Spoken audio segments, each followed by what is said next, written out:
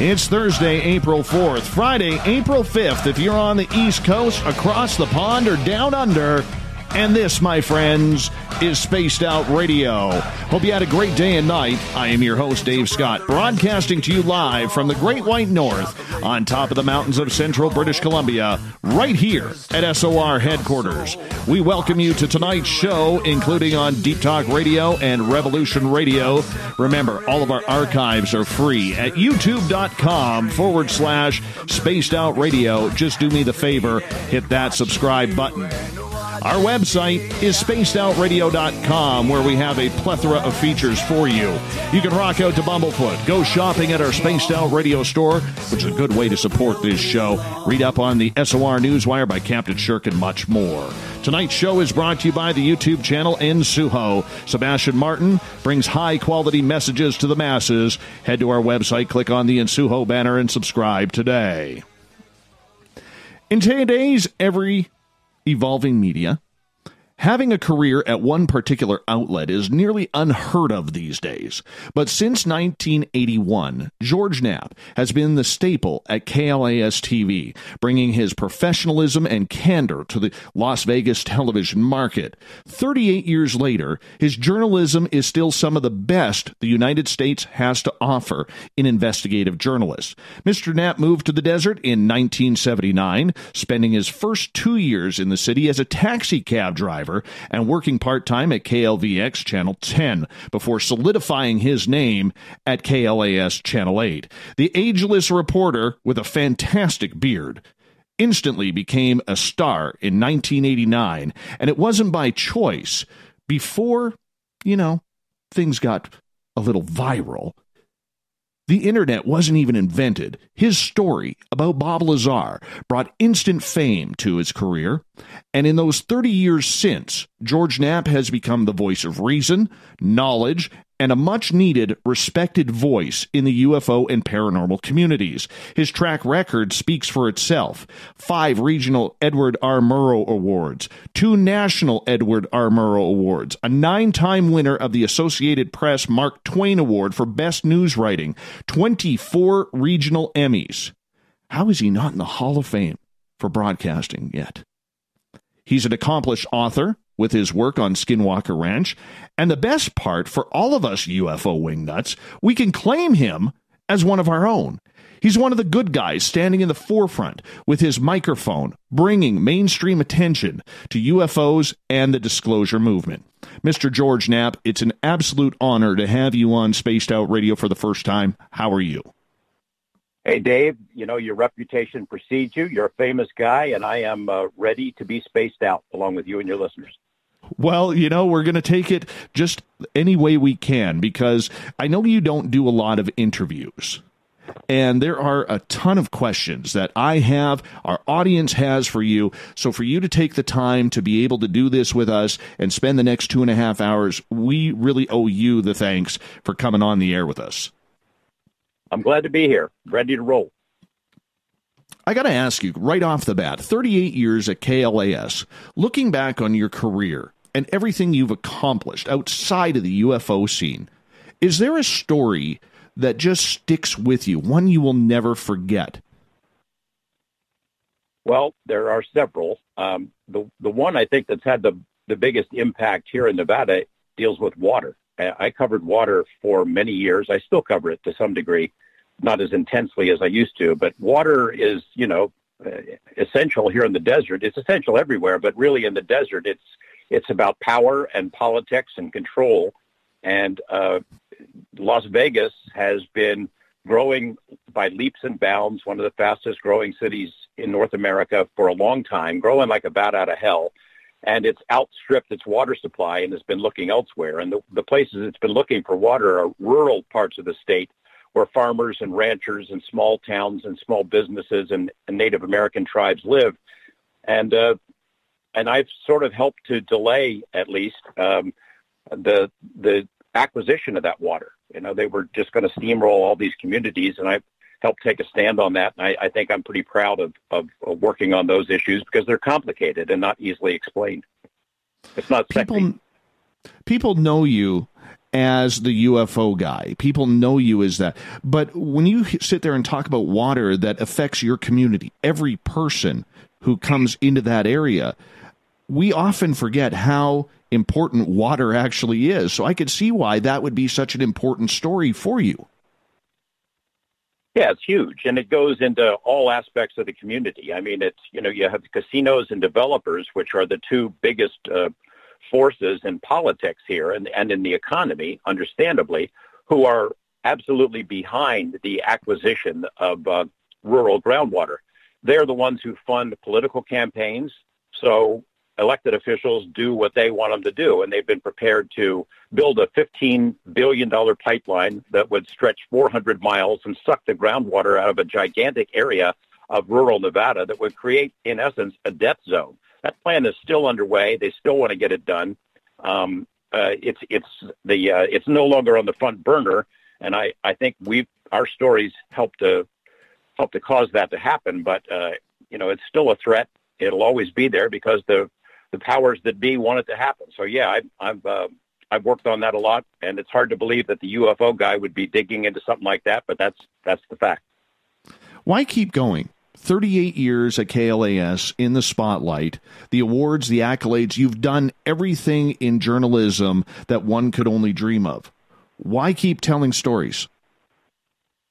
Well, I like going to work every day. I'm still as enthused as when I started. It's a job. I think when I got into it, it was a little streak of Dudley Do-Right kind of thing, where you want to make a positive difference in people's lives, and it's a job where that can still happen.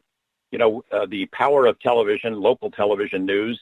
It's the most trusted news source still in most major surveys, and it can still get things done. I think it's been diluted a lot because of other alternate sources of information and alternate platforms that have developed, but it's still a force to be reckoned with. You can still do good things and make positive changes in people's lives, fix problems, help people in need, expose things that need to be exposed. So I'm still excited to go to work every day. I don't know what I would do if I weren't there. I suppose I'd have other opportunities, but it would always be in the realm of journalism. I don't blame you for that. But when you look around the newsroom and you see all of these youngsters and you look at other stations where colleagues who were held in high regard positions, much like you are with KLAS, I do have to ask, the way journalism has changed, where television stations, radio stations, newspapers are really run by corporate people now rather than fellow news hounds who just don't have that speed to get the story up anymore. Has that frustrated you in your career, seeing the faces change so frequently, and really the job of the investigative reporter, like you are, the journalist extraordinaire, starting to become a dying breed? Well, I'll put it this way. It certainly has changed since when I started. KLAS was the diamond. It was the major power media-wise, news-wise in Nevada. It was Nevada's first TV station. When I came to work, we had a 50 share at the time, which is unbelievable. And we could get things done because of that immense audience. We really could get things done. And when we did a story, everybody in the community saw it. That's changed, in part because of so many other platforms and stations and news sources, a lot of them online, and we've had to change with it. And you're right. Corporate takeovers of the news media have turned it into more of a profit center, whereas when I started, it could have been seen as a loss leader, at least at the network level. And now it has to produce, and costs have been cut and positions eliminated. More so in the print media than in broadcasting, but it's affected our business as well. And the communities are worse off for it. There's so many stories. A place like Las Vegas, there's never a slow news day. There are so many stories that need to be told, and so many investigations I'd like to do, but there's a limit. You have to sleep sometime. That is very true. I want to start shifting over to the UFO side, if you don't mind. You are obviously best known in this industry for your connections and stories within the UFO community. But how have you been able to successfully bridge the gap between the mainstream way of thinking on this subject and the UFO community that's begging for that recognition in the public eye? Well, I mean, I try to look at it as a news story. That's how I started down this road. It was looking at it as a news story, not as a big expose and not as a springboard to fame or infamy, as it's turned out. I tried to approach it that way. When we started with the Lazar Area 51 stuff, my news director and I had gone up to meet Lazar and to put him through his paces and ask him a bunch of questions. And when we left, I remember having the conversation, geez, if we go down this road and do a story on this, we're putting everything at risk. Our own personal reputations, our professional reputations, the reputation and credibility of the station. So we had to be careful. And we spent a lot of time digging into it and tried to present it as a straightforward news story, telling people what we found along the way. And I've maintained that approach with all of the different UFO-related stories that I've had over the years. And the other difference is my audience is not ufology. I am not writing news stories for ufologists. I know with social media that stories that we air here in Las Vegas go all over the world pretty quickly. That is not my audience. The people who live in Las Vegas are my audience, and that's who I write it for. And I'm not writing my opinions. I'm not banging out just angry screeds or putting stuff on the air that just happens to flow off the top of my head. I'm working on these stories, and I try to do the best I can and tell people what I find out. And because of that, even though some of my media colleagues have looked at me like I'm crazy, especially when I first started down this road, and they took umbrage that somehow I was bringing disrepute to the profession in general, they've had to grudgingly accept that we've broken so many stories, and this has touched the pulse of the public in such a dramatic way that I'm sure at least a few of them wish they had got on board that. You know, the story is so interesting and powerful and compelling, and it grabs the public by the throat. I mean, the hunger for information about this, reliable information, is strong. It was strong back then. It's stronger today. So I've tried to tell my colleagues who are skeptical about it, look, you can take whatever approach you want, but there's a lot of stuff that goes uncovered related to this topic, and there's more than enough work to go around. I think a lot of them are taking a fresh look at it now because of recent developments that I'm sure we'll talk about. Absolutely. So when you look at the UFO and paranormal community in general, and I realize you're on the outside looking in, a lot of people would say probably from one of the top floors looking down on the community. What are your thoughts overall in regards to this? Because you have the people who are trying to do it right, and you have the people who are trying to push their own narrative. Then you have the people where you don't know what planet they are coming from. Well, it's a mess. It's always been a mess. I remember 1989 is the year we started working on the Lazar stuff. That's also the first year MUFON held its international symposium here in Las Vegas. And that I didn't know what I was getting myself into, but I went into it bright-eyed and bushy-tailed and eager to learn the whole thing and absorb as much as I could. That was the MUFON conference where Bill Moore got up and told the whole Rick Doty story, how he'd been working with the government and helping to spread disinformation and fool UFO researchers. And it was huge scandal, rocked the whole UFO community. And I had to, think, is this really what I want to do? But, you learn pretty quickly. There is a learning curve, and I tried to sort of absorb everything I could pretty quickly, reading as many books, speaking to credible people, trying to separate wheat from chaff. But it became abundantly clear that this field is nuts, that there is so much backbiting and infighting and treachery and turf wars, in particular turf wars, that somebody breaks a story that the UFO poobahs have not approved of, or they don't have a piece of, or they can't get into it, then everybody dumps on it. And I think what's going on right now is maybe that theme times 10, because it's a mess. It's, these people write stuff that seems to be written for other ufologists. They write stuff for a small circle of people who think the same way they do, and then it recirculates around. Somebody else will write a more scathing article, and then everybody promotes it on social media. It's almost like it's a competition to see who can dump on this the most. And it's, many of the tactics I've seen used on this topic against people who are trying their best to get to the bottom of things and find out what's going on. they're absolutely as bad as anything that the skeptics, the debunkers, the psychops of the world have pulled to discredit the theme, the subject in general, the researchers who pursue it, any government official who dares to mention an interest in it. I mean, it's as many people have said. Phil KLAS has said it. Rick Doty has said it. Phil Corso has said it. Ufology doesn't need to be attacked by the government or have disinformation. Ufology eats its own. It destroys itself. That's never been more true than right now.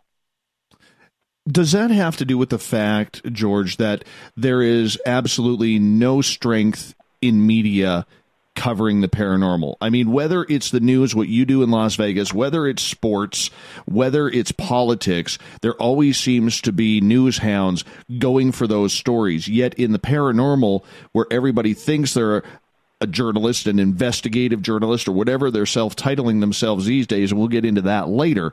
But in regards to covering the stories and the events, because there is no strong media calling people out and calling the stories out, is that why it's pretty anarchic, in your opinion?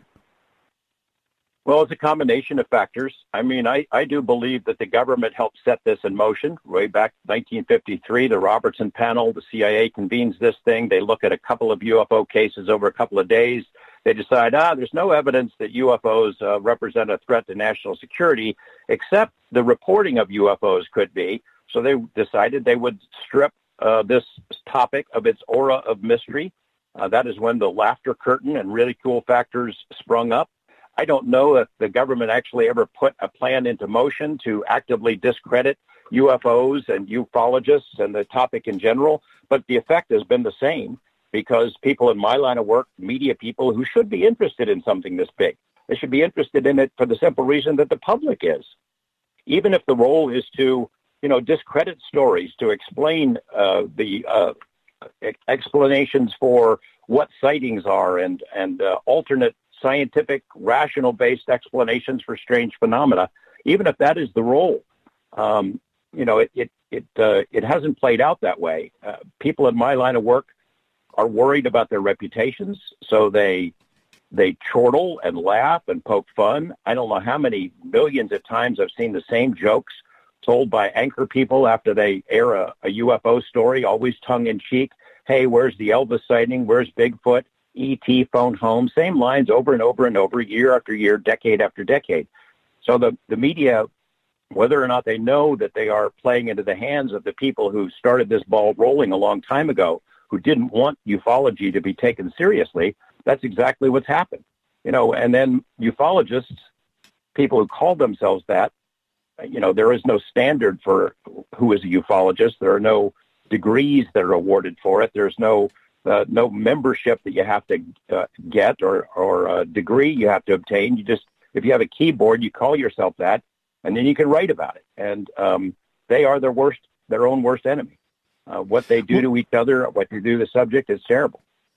We got about 4 minutes here before we got to go to break at the bottom of the hour. George Knapp is our guest tonight from KLAS Channel 8 in Las Vegas. You may know him from coast to coast as well. I got to ask you, I know from my old newsrooms where I worked, the reaction from my fellow journalists when it comes to UFOs, or in your case, when it came to UFOs, the Bob Lazar story and everything that went along with that. What has been the reaction over the years that you have taken from fellow journalists? Because I can just imagine what it's like, but for you, I'd love for you to explain it. Well, at KLAS, I've had nothing but support. It was brave of them to allow me to go down this road, and they were nervous about it. Bob Stodahl was the guy who hired me at KLAS. He was my mentor. He was the guy who got me interested in Area 51 long before Bob Lazar came along, long before we heard the stories about flying saucers. He had a collection of the scant amount of material that existed about Area 51, and he passed it on to me. And he was absolutely in support. And because of his support and because we approached it rationally and like we would any other story, and maybe with extra care because given the nature of the topic, the other people in the newsroom respected it. And now, because I've been there so long, new people come in, and a lot of them, when they're hired, they already know my name from this stuff. And everybody has pretty much accepted it. They know I'm going to try to do a good job, and I'm not going to do something to embarrass them. As for other media, it's been pretty harsh. I know when the Lazar stories first came out, I've been in 3 editorial cartoons in our state's largest newspaper. They had one with me in a butterfly net chasing flying saucers, and there was one called the Marshmallow Head Chronicles, where alien hitmen had come to Earth to kill me because they were mad about stories I was doing, and they were pointing their ray guns at gasoline pumps, maybe making fun of my frame and saying, of course they are Earthmen, but which one is George Knapp? And there was a column about, I did a series on alien abductions, and they had a column entitled Kidnapped by Aliens, and they dubbed me a grand mullah in the Church of Cosmic Proctology. Radio DJs would, when they run out of belch, barf, and fart jokes, they would make fun of me, make songs and poems, and it's okay. I'm a public figure here. I'm well known. I don't have thin skin. What bothered me, though, is it was a lot easier to make wisecracks and jokes than to do the work, to go out there night after night at Area 51, dodging guards and seeing what's flying around in the sky or interviewing the witnesses. So I think they're the ones that have missed out on it. And it's been harsh, and still to this day, when I find myself at odds with somebody over some other issue unrelated to UFOs, they'll always remind me, hey, he's the space guy. He's the UFO guy, as if I haven't heard that before. But in the end, as we got about a minute here before we go to break, you were literally the one now helping them wipe the egg off their face when the 2017 story came out in the New York Times and the Politico. Yeah, I would have to say there's a certain amount of satisfaction when that came out because, of course, I had known about the program and everything. I just couldn't really talk about it yet. I wanted to do the story and just didn't have the green light to do it. But, yeah, and I'm in the catbird seat because when it comes to UFOs, all roads lead to Las Vegas, and I'm sure we'll get into that in the segments ahead. Absolutely, my friend. George Knapp, the legend, journalist, investigative journalist, Skinwalker Ranch, Bob Lazar, To the Stars Academy. We are getting into it all tonight with Mr. Knapp, who will be with us for another 2 hours. And we are in for a real treat tonight on the mighty SOR, and we're glad to have him along. Hey, during the break, you want to support this show? Great way to do it. Head to our website, spacedoutradio.com. Head on over to our store. Pick yourself up a t-shirt, hat, hoodie.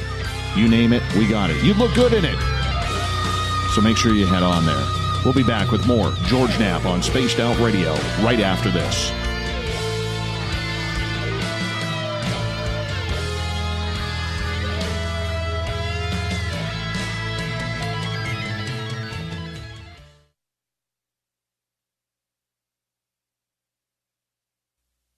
You're listening to Spaced Out Radio Live with Dave Scott on the Deep Talk Radio Network. Coming soon to our website, spacedoutradio.com, is the SOR Space Travelers Club. For just $5 a month, you can get into a private area on our site where you can hang with other listeners in our chat room, post in our forum, and check out a bunch of exclusive content and store that won't be found anywhere else, including a nightly after-show party with Dave. It's going to be the best $5 a month you're going to spend. The SOR Space Travelers, only at spacedoutradio.com. A timepiece is a reflection of who you are, and what better way to show off the real you than with an Escape watch. Escape is a lifestyle brand accessorizing your days and nights. Choose to escape and create the life of discovery that you deserve. Dream, play, unite with your own personalized Escape watch. Head to escapewatches.com. There is no time like the present to enjoy your escape. Use promo code SMF2017 for your 20% discount today. Heading to Vancouver and looking for a night on the town? The Moose Vancouver is the bar that never stops rocking until 2 a.m. every night. The Moose has great food with everything on the menu from $6.95 to $8.95. Fantastic, vibrant staff and rock and roll that will bring you back to when the music was real, the hair was long, and the guitars were rocking. Get your party on at the Moose Vancouver, the official party bar of Spaced Out Radio. Looking for a place to advertise at a very reasonable cost? Look no further than Spaced Out Radio. SpacedOutRadio.com has an advertising tab that you can click to check out our daily, weekly, and monthly packages to play on the radio, or our website including social media. From commercial spots to banners, we have it all. Check out our competitive pricing today. Did you know Spaced Out Radio runs 7 days a week? Hi there, this is Tessa Nicole Thomas, and I'm here to take you on a paranormal journey each Saturday and Sunday night. Why change the station when you have it all right here? Together, we'll hang out and share some strange and scary stories. And don't forget, we have Psychic Sundays as well, so come tune in Spaced Out Weekend. We get going at 9 p.m. Pacific, midnight Eastern, only at spacedoutradio.com, where we own the night.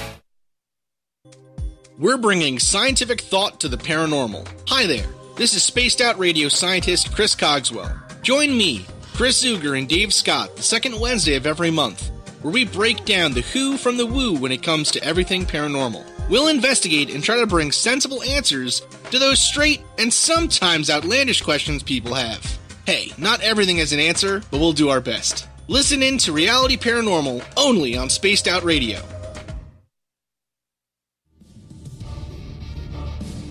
Come get spooked at the 4th Annual Forest Moon Paracon in Cedar-Woolley, Washington, Saturday, September 28th. UFOs, ghosts, aliens, Bigfoot. Speakers include Mike Morin and Jason Jordan, R. Keith Andrews, and Dave Scott from Spaced Out Radio, and so much more. There will be workshops and a VIP roundtable. Get early bird tickets now at fmparacon.com.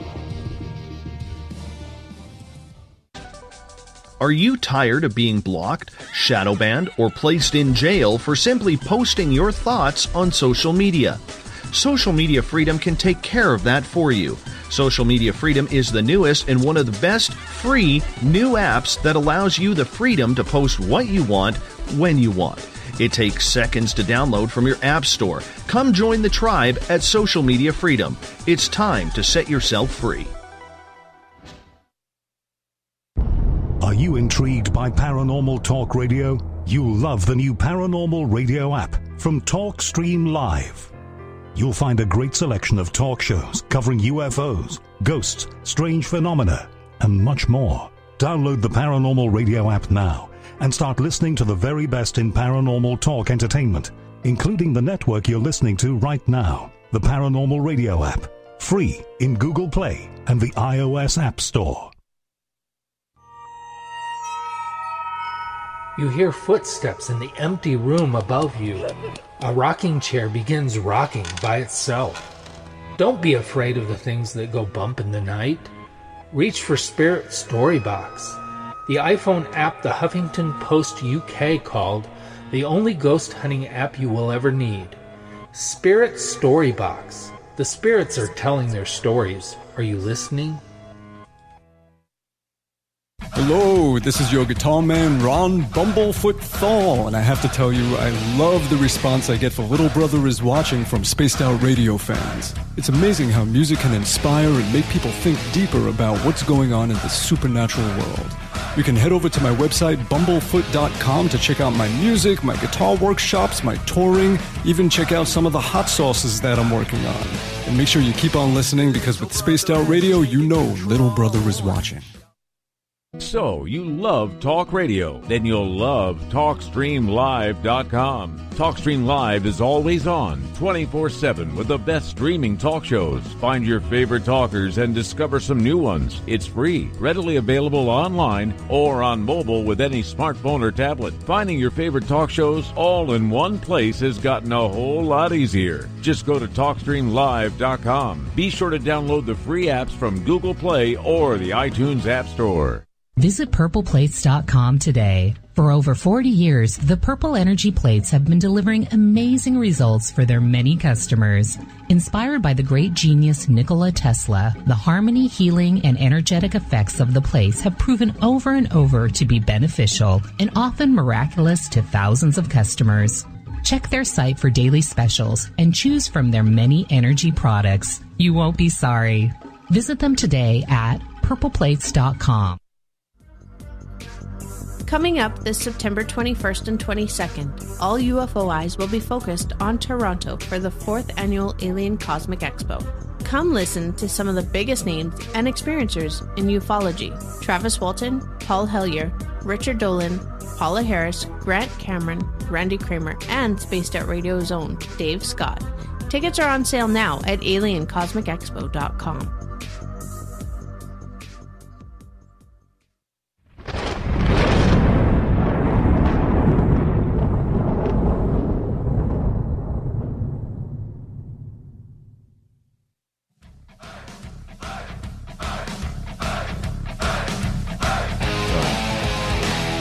Welcome back to the second half hour of Spaced Out Radio tonight. I am your host, Dave Scott, sitting in the captain's chair of SOR headquarters in the Great Wide North.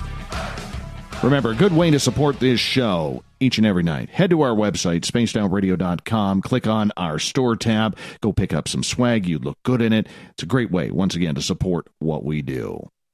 Legendary investigative journalist George Knapp is with us tonight, and we are talking all things weird, strange in the deserts of Nevada. And of course, it all leads back to this man. Mr. Knapp, welcome back to the show. Hey, Dave, ready to go. All right. Let's get right to the Bob Lazar story. You put your name and your career literally on the line with this story. Everybody knows the history of it now and was refreshed with Jeremy Corbell's latest movie that you played a part in. But I'm looking internally at you because I've never really heard someone ask you this. News directors, if you've never worked in a newsroom, are known for being ornery, stiff people, sometimes at the best of times. How did you convince your news director to run with this story, that you had it? Well, I was in luck because, as I mentioned a little bit ago, Bob Stoddall, the guy who hired me, a brilliant man, I think the most important Nevada journalist since Mark Twain, already had an interest in Area 51. And when I first came to the station, he gave me a file. I don't know if he figured out that that's where things would lead for me, because I was Jimmy Olsen. I was cub reporter with very little experience on the air, but he took me under his wing, and one of the things he passed on to me was Area 51, this thin little file about this mysterious base that wasn't on any maps. He said, just tuck it away. We don't have to do anything right now, but one of these days I want you to look into it. And so I started collecting little bits and pieces as I'd hear about them. In 1984, the U.S. government, the Air Force, seized 89,000 acres of land around Groom Lake. And they did it like overnight. One night it's public land. The next day there's armed guards there, and the public is prohibited from being there. And they did it without permission, and they asked for permission afterward. They told Congress that they had done it with authority that's higher than the Constitution, something along those lines, at a congressional hearing. The congressmen who heard this were shocked, but yet they kept the land. In fact, they've taken more. Now, that got everybody's attention, mine included. So we started poking around. What could they be hiding? What's so secret out there? Turns out that what they were most likely guarding was the F-117A. And not long after that, a year or so after that, those stories broke, a guy named John Lear comes to the TV station. He'd been talking to Bob Stoddall and to my managing editor, a muckraker and a courageous reporter named Ned Day, who's passed on. And they helped Ned and Bob break the story of the F-117. John and some of his friends had been hanging around at Tonopah Test Range, Area 52. They had obtained images. They'd been down right to the edge of Area 51 and taken photos. They said, this secret plane that's invisible to radar out there is flying around in the Nevada desert. We've got the proof. And Ned ran with the story. It went national. It went international. It was a really big deal. In fact, the FBI or some agency picked Ned up off the street, hauled him in, put him under a bright spotlight in the dark room and grilled him. Where'd you get this information?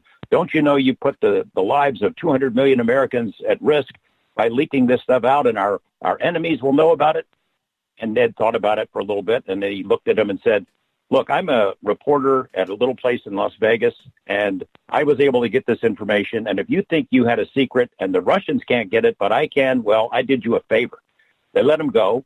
But because of that story, John Lear had a certain amount of credibility with us. He was from the Lear family. His father had invented the Lear jet and the 8-track tape player. He had run for public office. He'd worked for the CIA. He'd flown every plane in the world. And so he came back to the station in 1987 with a pile of UFO documents, and he dropped them on Ned Day's desk. And he said, Ned, this is the biggest story you'll ever have. It's about a UFO conspiracy and cover-up. Here's the documents to prove it, and a lot of the secrets are out there at Area 51. Ned looked at the material and said, I don't want anything to do with this. If this was true, I'd already know about it. So John was ready to leave the station. I'd been eavesdropping, and I said, hey, let me take a look at that stuff. And I read some of the material. I thought, this is interesting. And at the time, I produced a little public affairs show called On the Record. It would air Saturday or Sunday morning, 6 or 7 o'clock in the morning. Typical guest would be a city councilman or county commissioner. I'd ask them questions for half an hour, and nobody watched it. It was more of a public service than anything. But I decided, well, look, I'll have John Lear on. I'll talk to him about UFOs, see where this goes. And he told this fantastic story. I really was pretty skeptical about the whole thing. This can't be true with all this alien conspiracy stuff, and the U.S. government knows it, and they've allowed abductions to take place, and got pretty wild. But after that show aired, suddenly my phone is ringing. We didn't have emails in those days, but I'm getting phone calls and letters, and people, well, who was that guy? What's the deal on that UFO stuff? It really struck the pulse of the public. And then I had him on again in 1988. The reaction was even bigger.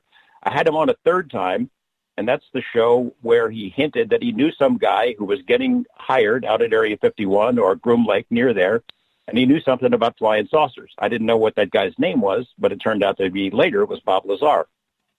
So I recognized that, wow, the public is reacting to this in a pretty dramatic way. I'm going to start reading about it. And I started boning up on it. I started reading UFO books. I had no real interest in the topic, no compelling interest in it before, at least not as a newsman. And I started finding out interesting material about it, trying to separate wheat from chaff, figure out what's real and what isn't. It became pretty clear that 90 to 95% of the sightings could be explained, but that other 5%, that was interesting. It was harder to explain, and therein lies the mystery. So March of 1989, I'm the co-anchor of our 5 o'clock news. We would do a 5-minute interview, live interviews segment every day on the news. And we had a last-minute cancellation. And I'd been in touch with Lear about this UFO guy that he knew, who turned out to be Bob Lazar. And I called him and said, would this guy come on? We've got a 5-minute hole in our newscast. You think this guy would come on and talk about what he knows up there? Because Lear had hinted that there had been some friction, some trouble with his work. So he says, I'll see. And they set it up. So we sent a crew, a live truck up to John Lear's house. This guy, who used the pseudonym Dennis, climbed in the truck, did this interview where he told about a secret base, S4, next to Papoose Lake. It was built into the side of a mountain, disguised to look like the natural terrain. They had 9 hangars with 9 alien discs out there, that the secret had been kept, that it was too big to keep, and that the public had a right to know, and that was that. Well, the general manager comes running back. Is that for real? The news director's phone is ringing off the hook. The whole newsroom is lit up. What the heck was that all about? So that was what prompted the news director, Bob Stodall, and I to set up a meeting to go meet Bob Lazar, to question him, put him through his paces, and see whether this was worth pursuing. And we came out of the meeting with Lazar and said, geez, that sounds pretty credible. He wasn't trying to sell it. He wasn't overstating his role in it. He was frank about problems in his life, in his personal life. He wasn't a saint, obviously. We figured when we left, well, this could be a multi-part series. We'll start working on this. And what it turned out to be is me working for 8 months, absorbing everything I could about UFOs in general, the cover-up issues, documents that had been released, and particularly about Bob Lazar and his background. And we went everywhere, and we focused so hard on that. And until November, when we produced this series, UFOs, the Best Evidence, and it remains the highest-rated locally produced news series ever in Las Vegas. We made it into a 2-hour special. It also was the highest-rated locally produced show ever, and that sort of changed my life. From there on, I was viewed by my colleagues in media as a crazy guy, and I was viewed by the public as the UFO reporter. I continued to do other stories and still break big big, important stories about other topics and mainstream news subjects, and won a lot of awards, but my mind was always on UFOs, and the public identified me with that topic. I know when I was in radio in Vancouver, I broke a couple of big stories, albeit in sports, so not as big as a real news story, but lucky enough nonetheless.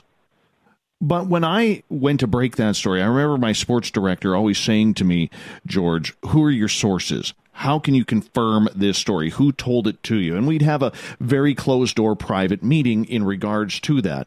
Did that happen with the Bob Lazar case? Because a story of this magnitude, in order to run with it, you have to have some sort of confirmation that he actually did work at Area 51. Did you have those sources, and I'm not asking you to give them up, but those sources deep enough to say he's the real deal? Well, it's a gray area. It's not a yes or no or black and white. We had a lot of sources with bits and pieces of the story that confirmed that Lazar had been out there. And we had a lot of other information, developments that happened that let us know that we're on the right track. And I'll get into those in a moment as well.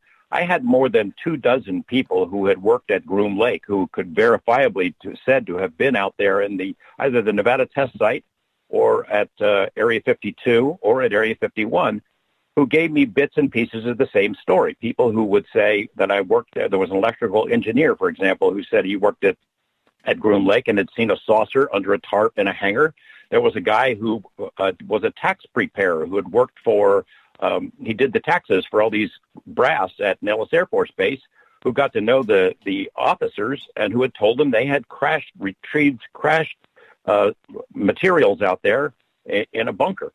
I had another guy who had been a photographer who had worked with EG&G, which was the company that managed Area 51 since its inception, who had told us about photographing materials out there in these secret hangars. I had more than 24 people who gave me bits and pieces of the story, including a guy who had been a manager at Area 51, who had worked for the company that was in charge of operating the facility for a long time. As Lazar had told us, that's the company that he had to go through to get hired out there. So we never had a document that said Bob Lazar worked here. We never expected to get that. But I had a lot of indications that he had worked for the government in secret programs, classified projects, as a scientist, and that's what we rested our laurels on. I had ran into trouble right off the bat. Bob's resume had said he was at MIT and at Caltech. He got master's degrees. I contacted those schools, and both said, no, we got no record of him. I said, well, this is going to be a short investigation if that's the way this goes. So I started on Los Alamos. I figured, well, all right, records could disappear, because Bob had said they're trying to make me as if I never existed. All right, we'll see. So we contact Los Alamos. Do you have any records on Bob Lazar? No, never had him. Nobody of that name was ever here in any capacity. And I find the phone book with his name in it. I go back to him and said, look, it's right here in the phone book. Well, he wasn't here. We don't have any records. We don't have anything on him.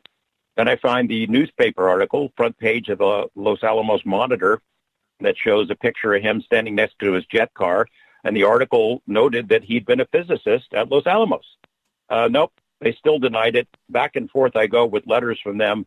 Then they find an identification number. They finally admitted, yeah, he was here. He worked for a company called Kirkmeyer, which is a headhunter firm. They hire people to fill scientific and technical positions at the lab. So I started working on Kirkmeyer. And the first time I contacted them, do you have any records on a guy named Robert Lazar? Yeah. So you hired him. You got him a job at Los Alamos? Yeah. Great. Can I get those records? Sure. Send us a formal letter with Lazar's signature on it, and we'll release it, which I did. They don't respond to me. Suddenly, they don't take my phone calls. When I get them on the phone, they say, we can't find the records anymore. Finally, they said they don't have it. We don't have any records at all. So I had a pretty good indication that there was something going on, that they were screwing with me a little bit and hiding records and were trying to obscure his background, because I had talked to people who work with him there. In fact, I went to Los Alamos with a cameraman on a Sunday morning, and Lazar escorted us in, and we go into the lab. Doesn't say much for the security of Los Alamos. We went into the lab. He waves to the guy at the gate. We go in, and he's taking us all into all these different buildings. It was like a rabbit going through its own burrow. Everywhere he goes, he's saying hi to people. Nobody stopped us. He showed us around. We take our camera in to the giant particle accelerator and took pictures of it. That happened. So when I have the lab telling me that he was never there, and the company that hired him saying they never hired him, and people who work with him saying, yeah, he was here in scientific positions on classified projects, I knew I was onto something. How did the death threats end? Because we know that they were trying to shoot him. We know about the Uzi in his car with the doors open when he comes out from the gym.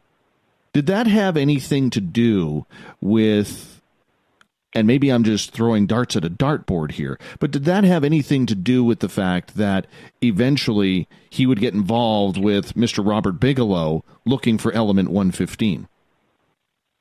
No, because nobody knew Robert Bigelow at that time. Nobody knew that he had an interest in UFOs. I didn't. Lazar didn't. He hadn't funded NIDS. He hadn't given money to Friedman or any of those folks. No one knew his name in these circles. There weren't any reports in UFO magazines or in the Las Vegas papers or anything of the sort. So the threats that happened to Lazar, I don't know that they were actually trying to kill him. I think they were trying to scare him. Because certainly if they wanted him dead, they could have killed him. And the intrusions at his home where they would go in and mess around in his lab, move around the furniture and, wipe off his blackboard and make it very obvious that they'd been in there. The incident with his car where they open the doors and windows in the glove box and leave the gun there. Shooting at the tire. They didn't have to shoot the tire. They could have shot at him if they wanted him dead. I came to believe that Lazar, for all of his faults, for all of the problems in his personal life, was the perfect guy for that job.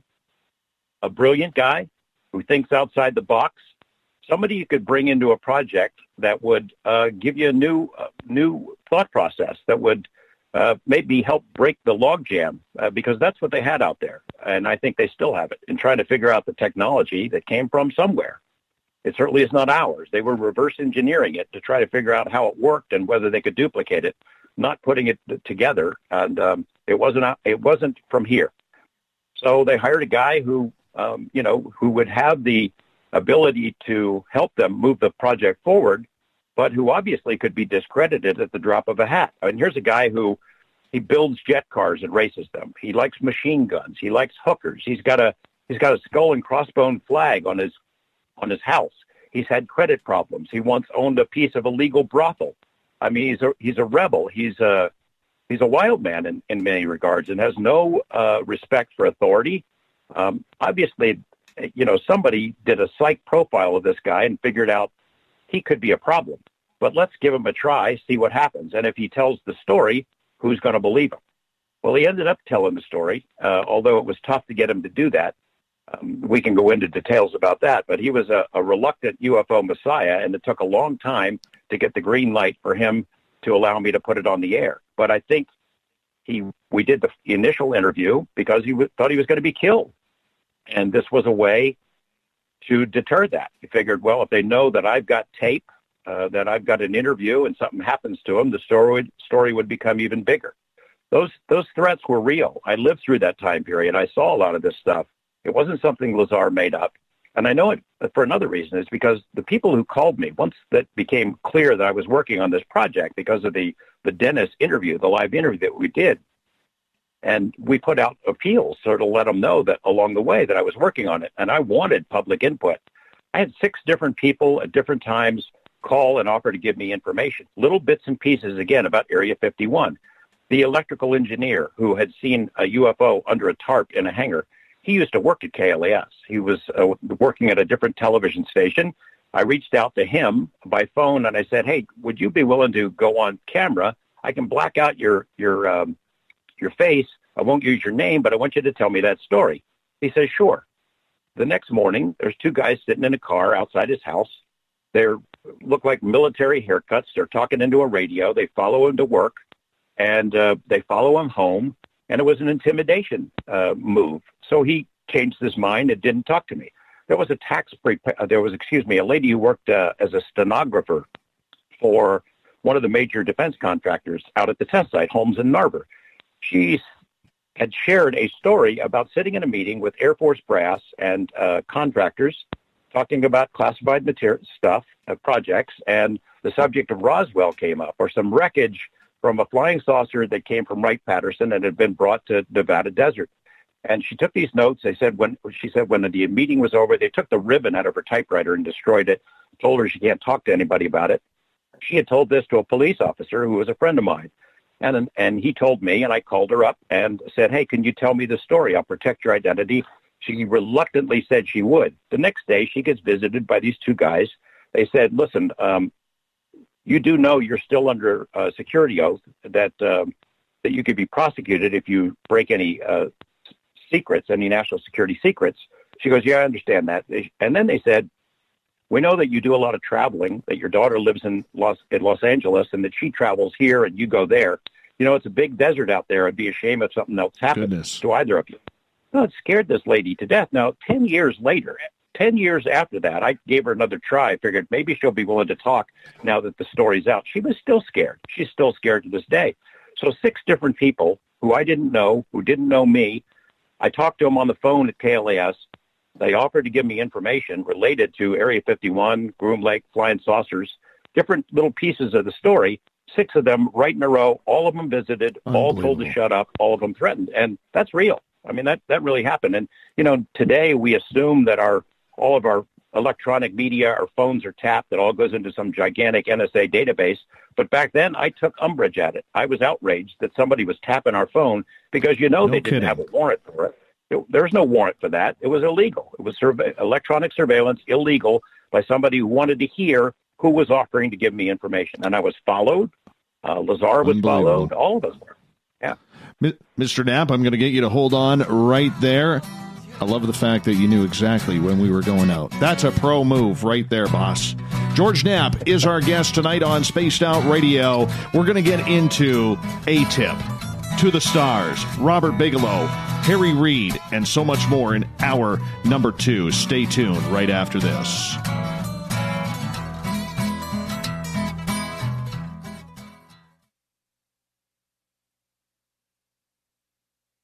A timepiece is a reflection of who you are, and what better way to show off the real you than with an Escape watch?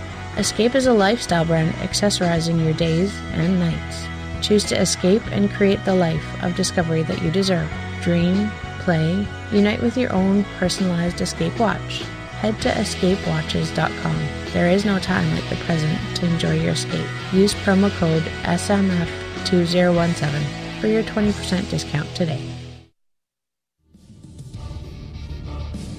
Come get spooked at the 4th Annual Forest Moon Paracon in Cedar-Woolley, Washington, Saturday, September 28th. UFOs, ghosts, aliens, Bigfoot. Speakers include Mike Morin and Jason Jordan, R. Keith Andrews, and Dave Scott from Spaced Out Radio, and so much more. There will be workshops and a VIP roundtable. Get early bird tickets now at fmparacon.com. You're listening to Spaced Out Radio Live with Dave Scott on the Deep Talk Radio Network. Heading to Vancouver and looking for a night on the town? The Moose Vancouver is the bar that never stops rocking until 2 a.m. every night. The Moose has great food with everything on the menu from $6.95 to $8.95. Fantastic, vibrant staff and rock and roll that will bring you back to when the music was real, the hair was long, and the guitars were rocking. Get your party on at the Moose Vancouver, the official party bar of Spaced Out Radio. The freedom to post what you want, when you want. That's the social media freedom you need. Social Media Freedom is the free app in your app store. No need to worry about going to jail or being shadow banned any longer. It's the freedom to say what you feel. The freedom to know Big Brother isn't watching. It's the way social media is supposed to be. Social Media Freedom. It's time to set yourself free. Download from your app store today. So, you love talk radio? Then you'll love TalkStreamLive.com. TalkStream Live is always on, 24/7, with the best streaming talk shows. Find your favorite talkers and discover some new ones. It's free, readily available online or on mobile with any smartphone or tablet. Finding your favorite talk shows all in one place has gotten a whole lot easier. Just go to TalkStreamLive.com. Be sure to download the free apps from Google Play or the iTunes App Store. Looking for the stories of the strange and weird that you will find hard to find anywhere else? Check out the SOR Newswire on our website. Our writers, led by Captain Shirk, are scouring the world for the oddest and most bizarre stories we can find. Everything from weird crime to suspenseful and paranormal. We're working hard for you to bring you the most intriguing news of your day. Check out the SOR Newswire at spacedoutradio.com today. Canada's largest UFO conference is ready to roll in Toronto this September 21st and 22nd at the Alien Cosmic Expo. This year is about the experience. Listen to the stories of Dave Scott, Travis Walton, Paula Harris, Grant Cameron, Ryan Stacey, Richard Dolan, Leslie Mitchell-Clark, and more. Get your tickets now at aliencosmicexpo.com.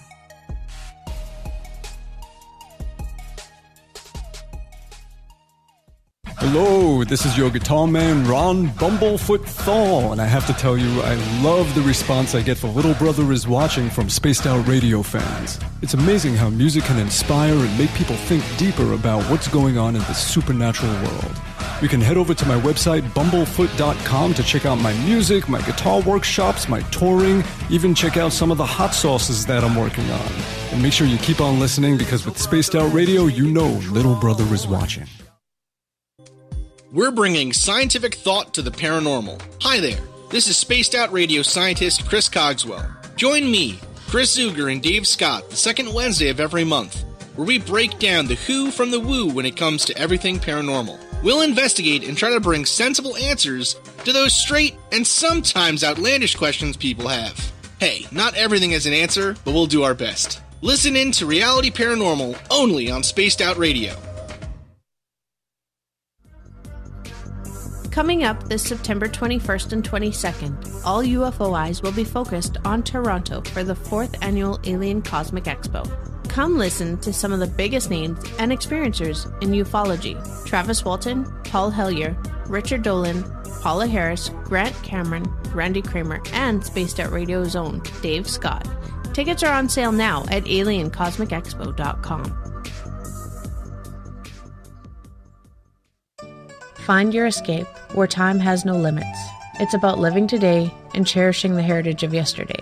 A spirit of adventure for what is new, with the nostalgia of the past. Your timepiece is a reflection of who you are. Life surrounded by beauty from the world around us to the soul within. EscapeWatches.com. There is no time like the present to enjoy your escape. Use promo code SMF2017 for your 20% discount today. Come get spooked at the 4th Annual Forest Moon Paracon in Cedar-Woolley, Washington, Saturday, September 28th. UFOs, ghosts, aliens, Bigfoot. Speakers include Mike Morin and Jason Jordan, R. Keith Andrews, and Dave Scott from Spaced Out Radio, and so much more. There will be workshops and a VIP roundtable. Get early bird tickets now at fmparacon.com. Coming soon to our website, spacedoutradio.com, is the SOR Space Travelers Club.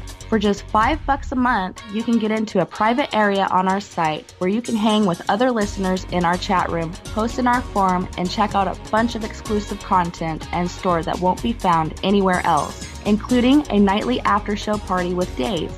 It's going to be the best $5 a month you're going to spend. The SOR Space Travelers, only at spacedoutradio.com. You hear footsteps in the empty room above you.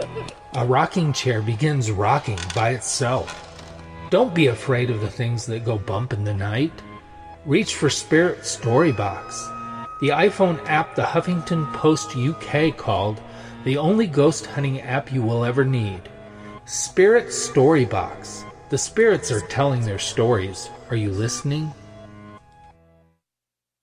Did you know Spaced Out Radio runs 7 days a week? Hi there, this is Tessa Nicole Thomas, and I'm here to take you on a paranormal journey each Saturday and Sunday night. Why change the station when you have it all right here? Together, we'll hang out and share some strange and scary stories. And don't forget, we have Psychic Sundays as well, so come tune in Spaced Out Weekend. We get going at 9 p.m. Pacific, midnight Eastern, only at spacedoutradio.com, where we own the night. You're listening to Spaced Out Radio with Dave Scott. Follow Dave on Twitter at Spaced Out Radio and on Facebook, Spaced Out Radio Show. Welcome back to hour number 2 of Spaced Out Radio. Tonight, I am your host, Dave Scott. Thank you so much for being with us. Tomorrow night on the show, R. Keith Andrews is back with the ET Connection, 9:06 Pacific, 12:06 a.m. Eastern at spacedoutradio.com. Hi to everyone on our terrestrial affiliates, KDUN, AM 1030 in Reedsport, Oregon, KZFX, 93.7 FM in Ridgecrest, California, WQEE, 99.1 FM in Newnan, Georgia, and UPRN, 107.7 FM in New Orleans. And on the digital side, welcome everyone from Revolution Radio and Deep Talk Radio. Remember, all of our archives are free at youtube.com/Spaced Out Radio. Just do me the favor, hit that subscribe button. The Desert Clam has set the password for tonight in the SOR Space Travelers Club. Terrakiana is your password. Make sure you use it wisely, Space Travelers, as the Clam sets the password each and every night, right here on the mighty SOR. Our website is spacedoutradio.com, where we have a plethora of features for you. Rock out to Bumblefoot. Do a little shopping at our Spaced Out Radio store. And, of course, read up on Captain Shirk's SOR Newswire and much more. Tonight from KLAS Channel 8 TV in Las Vegas, legendary investigative journalist George Knapp is with us. We're so glad to have him here, considering he doesn't do a lot of interviews, but he is the mainstream voice of ufology today. And he has been for the last 30 years since the Bob Lazar story. Mr. Knapp, welcome back to the show. Hey, Dave. We got a lot of ground to cover, huh? Oh, no kidding. No kidding. And we're going to push it right now.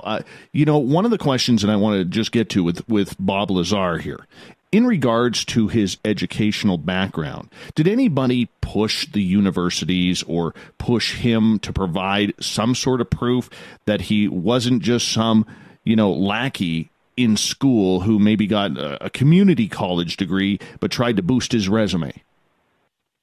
Yeah, the education part of it was always the most troubling aspect of his story for us as a news organization, where we're trying to establish his credentials and build his credibility, or at least test the limits of it. And when those schools declined, it was troubling for us. It's pretty clear that Bob is a smart guy. I know that I did have part of his work history. He worked at a place called Fairchild in a tech position, and I knew he had worked at Los Alamos, whether they admitted it or not. People around him vouched for him. People in other classified programs vouched for him. So I knew that somewhere there was a missing piece, that he didn't just go to work at Los Alamos without having some kind of education. And I have confronted Bob both gently and firmly as his friend, and I have become his friend over the years. In those days, I said, look, man, if you're lying about this, I will. Well, I was out of control in terms of what I said, but I told him that would be serious consequences if it turns out he was lying, and he wasn't. I can't prove where he went to school, but we told that story in the very first episode of our series where I revealed his identity. Right after I say what his name is, I tell the story about MIT and Caltech and having no records. A year or so later, of course, the UFO community pounces on it. They follow the same steps that I found, and the schools told them the same thing, but they didn't have any degrees, and they make it like an expose. Aha. Well, and every couple of years, the same thing happens. Every couple of years, a new batch of people find the Lazar story online, and then they find the revelation that he didn't go to MIT after all, and they say Stan Friedman exposed this as a fraud, and they write the whole thing off. Well, that would have been the easy thing to do, but there was too many other pieces of it to ignore. We did try to get the records, went back and forth with MIT and Caltech, and never got it. The crunch time came for me when Bob got into some legal trouble. This was after the first series had done so well in November of 89. We did a follow-up in February of 1990, and the whole town was buzzing about Bob Lazar and Area 51 and UFOs in general. And wherever we'd go, that's what people would talk about. Wherever he went, he got recognized. So he comes to me in, I think it was March of 1990, and told me he got involved with this brothel operation. And I didn't believe him. He had met this woman who he says he agreed to help her put in some security cameras. I thought, oh, my God, my life is flashing before my eyes. The highest profile witness and the biggest news story I've ever done is just telling me something that's going to sink everybody, including KLAS. I said, I don't believe it. Show it to me. And he did. He took me there. I said, you got to shut this down. You got to shut it down. He said, don't worry. The cops know about it. They've been here. They know this woman. They're not going to bust us. I said, you got to shut it down. We're going to do an interview. You're going to tell what you know. You don't have to be real specific. You got to tell you were involved in this and it's over. And I'm calling the cops. And I did. I called the police, the undersheriff at the time, and told them about it. And they said, fine, it'll all go away. The next day they raid the lady. They raid Lazar. He's hit with 6 felony pandering counts. Not a lot of people were prosecuted for pandering back in those days in Las Vegas, but they were going after Bob. And parole and probation did the investigation. And he told them the same story he told me. What schools he went to, where he had worked, EG&G, the whole thing. They were recommending criminal charges, prison time, actual hard time, because they thought he was lying to them about his records. We had Congressman Bill Bray seek background reports from the FBI and was told, you don't have a need to know. It's not that they don't have the records, it's that you don't get them. So if he were a liar about his educational credentials and his whole story, that was the time to come forward with it, because the fact that they thought he was lying meant he was going to go to prison. So by telling him the truth, fessing up, if he were in fact lying, that was the time to do it. But he didn't. He stuck to his story. So I don't know that Bob went to those schools. It doesn't matter to me. What mattered to me was he's a brilliant guy who did work in scientific programs and in classified programs at Los Alamos. And for me, that at least made it plausible that he could have been hired to work at something out there in the Nevada desert. We did press for those records. We pressed for government records and security clearance records and things of that sort, and got the runaround pretty much every step of the way. It's remarkable. Everybody leaves a paper trail, but a lot of Bob's background and his paper trail is just missing. So, in my head, I worked out the thing about the schools. I've given him the opportunity as a friend to say, look, if you didn't go to those schools, tell me about it. We'll report it. The public will figure it out. And maybe they'll believe you and maybe they won't. But he always stuck to it. I suspect that there is an explanation that's somewhere in between. And I hope that we're going to get that story soon. Jeremy Corbell in his film sort of touched on that. And I think maybe he'll have more on it in the coming months. Over the years, you have become very entrusted with people like Robert Bigelow, Senator Harry Reid, who just gave you a very fine exclusive on UFOs, Hal Puthoff, some serious names in the upper echelon of ufology. How long ago did you know about the $22 million that Reid helped secure for the ATIP program? Pretty much immediately. In fact, the whole world knew quite a bit about it. 1 week after Bob Bigelow signed the contract for what became the BASS, the OSAP program, he was on as my guest on Coast to Coast AM and announced the creation of BASS, that it was going to study UFOs, and he said he had funding from an unnamed partner. And he didn't have to spell it out. It was obviously, he was talking about a government partner. Didn't know it was the DIA until later. And, I didn't have a security clearance. I was asked to get one at times so I could learn more, but I didn't want to do that because it would really hinder my ability to report the story. And I always intended to report it and knew that the day would come where I could break that news. But back in those days when the program was just off, I knew just bits and pieces, broad strokes, that there was a study underway, that it was a remarkable effort, and that Reid had secured the funding for it. Harry Reid, we started our conversation about UFOs right after Lazar had been on our air as in the Dennis interview. Harry Reid was the first person I talked to outside our newsroom about this research project we were doing. I said, Senator, you need to know about this, about these secrets out in the desert.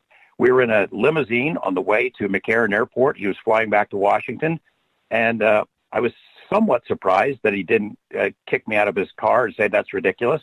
He said, I'm interested in that. I'll take a look at it. And from then on, he and I had a secret relationship about UFOs. When I would see him, we would interview about different topics over the years. Sometimes I'd go to Washington. Sometimes he'd come out to Nevada. And we'd always go off to the side and have a little conversation, a whispered conversation about this topic. It would drive his staff kind of crazy when we would do that because he wouldn't tell them what we were talking about. And he helped me over the years. He would help me obtain documents. And eventually, he helped obtain funding for what became BAS and OSAP. It's a heady thing. The other day, Dave, I found an interview that we did live with Harry Reid on the day that Lazar's identity became public to the world. Earlier in the afternoon, in the 5 o'clock news, we did a live interview with Harry Reid, and we asked him about UFOs. Hey, you following the series about UFOs? Because the whole town was buzzing about it. He says, yeah, I've been following it. And he says in this interview, he admits that he and I had talked about it before and that he's going to be tuning in. And we talked about should there be congressional hearings. And he said at the time he'd talked to his friend, Senator John Glenn, about that. So he was dialed in. He was interested in it. And then in 1995, when Bob Bigelow created NIDS, I mentioned it to Senator Reid that this was underway, that Bigelow had put together this world-class science advisory board, that they were going to put millions of Bigelow's dollars into researching UFOs and related mysteries. And he said, hey, maybe I can go sit in on some of these meetings. And I asked Bigelow, and he said, yeah. So he went in. He was blown away. He was not the only U.S. senator at the table, by the way. Edgar Mitchell was there, Dr. Edgar Mitchell, sixth man to walk on the moon. He wasn't the only astronaut at the table. It was an amazing group of people. And they were there at risk to their own personal and professional reputations because they were interested in this. Many of them didn't want their names known. Some of the names are known now, but they were interested, used their own time and money in trying to get to the bottom of this. And it was just amazing. And Reid was hooked. He was hooked. He also admitted in many articles about many trips to Area 51 that he's been on the base. However, he kind of makes light of it, saying, but I never saw any little green men running around. Do you think he has actually been shown things that maybe he cannot release in public, and that's why he is now, from the outside of the Senate looking in, pushing for more money to learn about this? Let me think of how to answer this.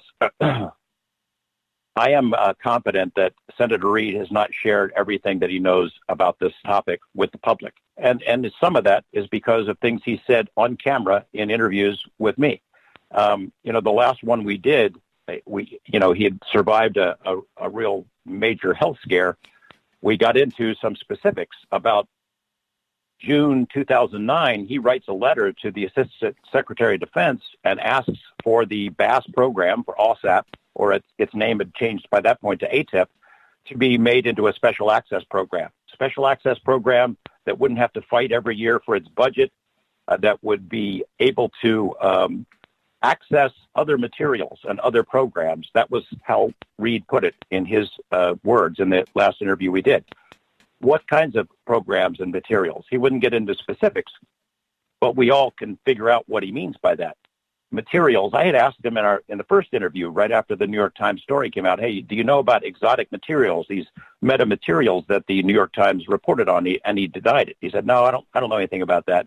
But he brushed it off pretty quickly, so I returned to it the next time we sat down, and we've had some private conversations since then. There was a reason they wanted it to be a special access program. It wasn't to hide what they had already learned. It was to gain access to information that was secured in other programs that they had learned about. And I hope that someday we can know about that. I suspect that Senator Reid knows a lot more, and I suspect Robert Bigelow knows a lot more, but getting either one of those guys to admit it is going to be tough. I look at Harry Reid much like Paul Hellyer up here in Canada. Paul Hellyer, when he served as defense minister, right through 1967. That's when a lot of events happen up here. You know, you're familiar with Stefan Mikulik. You've talked to him on Coast to Coast recently, as in the last couple of months, with Chris Rutkowski as well. And when you look at that story, or Shag Harbor happened right at the tail end when Hellier is going out, but it took Hellier 3 decades to finally come out and say, aliens are real, aliens and UFOs are here. Are we seeing this transition, now that he is out of government, from Harry Reid, where he is going to be the top government official to ever come out and say, boys and girls, we need to take this a lot more seriously? Is this the beginning of that? I don't know. I hope so. And I think Harry Reid wants that to happen. But, you know, there might be even higher officials that'll come out eventually and talk about it. He's been careful. You know, when he was in the Senate, he would always win his elections by slim margins in Nevada, even though he was the most powerful member of Congress that Nevada ever sent to Washington. Senate Majority Leader. He was a guy who brought home the bacon for our state. But we're a purple state, always have been, and so his margins of victory were always small. So he had to be careful. He would help me in a very quiet way. He helped Bigelow in a very quiet way, but he didn't want to be out in front on the UFO issue, although he was deeply interested in it and still is. Once he was out of office, you know, the restraints were off. We had a conversation when I found out that the New York Times was going to break the story in December of 2017 about Bass and OSAP and this program that he had authorized.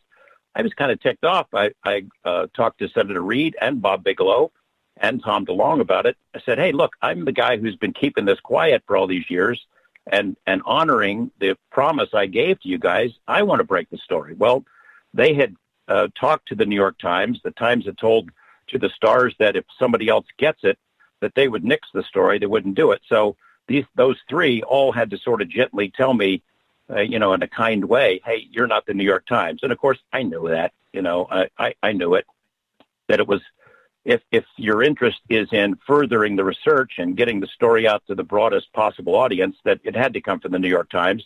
And I knew also that even though they would break the story, that I knew more about the program than they did, and I would still have plenty of things I could report. So I agreed to back off. They get to break the story. 2 days later, as part of the deal, I get to interview Senator Reid, the first on-camera interview, and for a long time, the only on-camera interview I did, and it made news all over the world.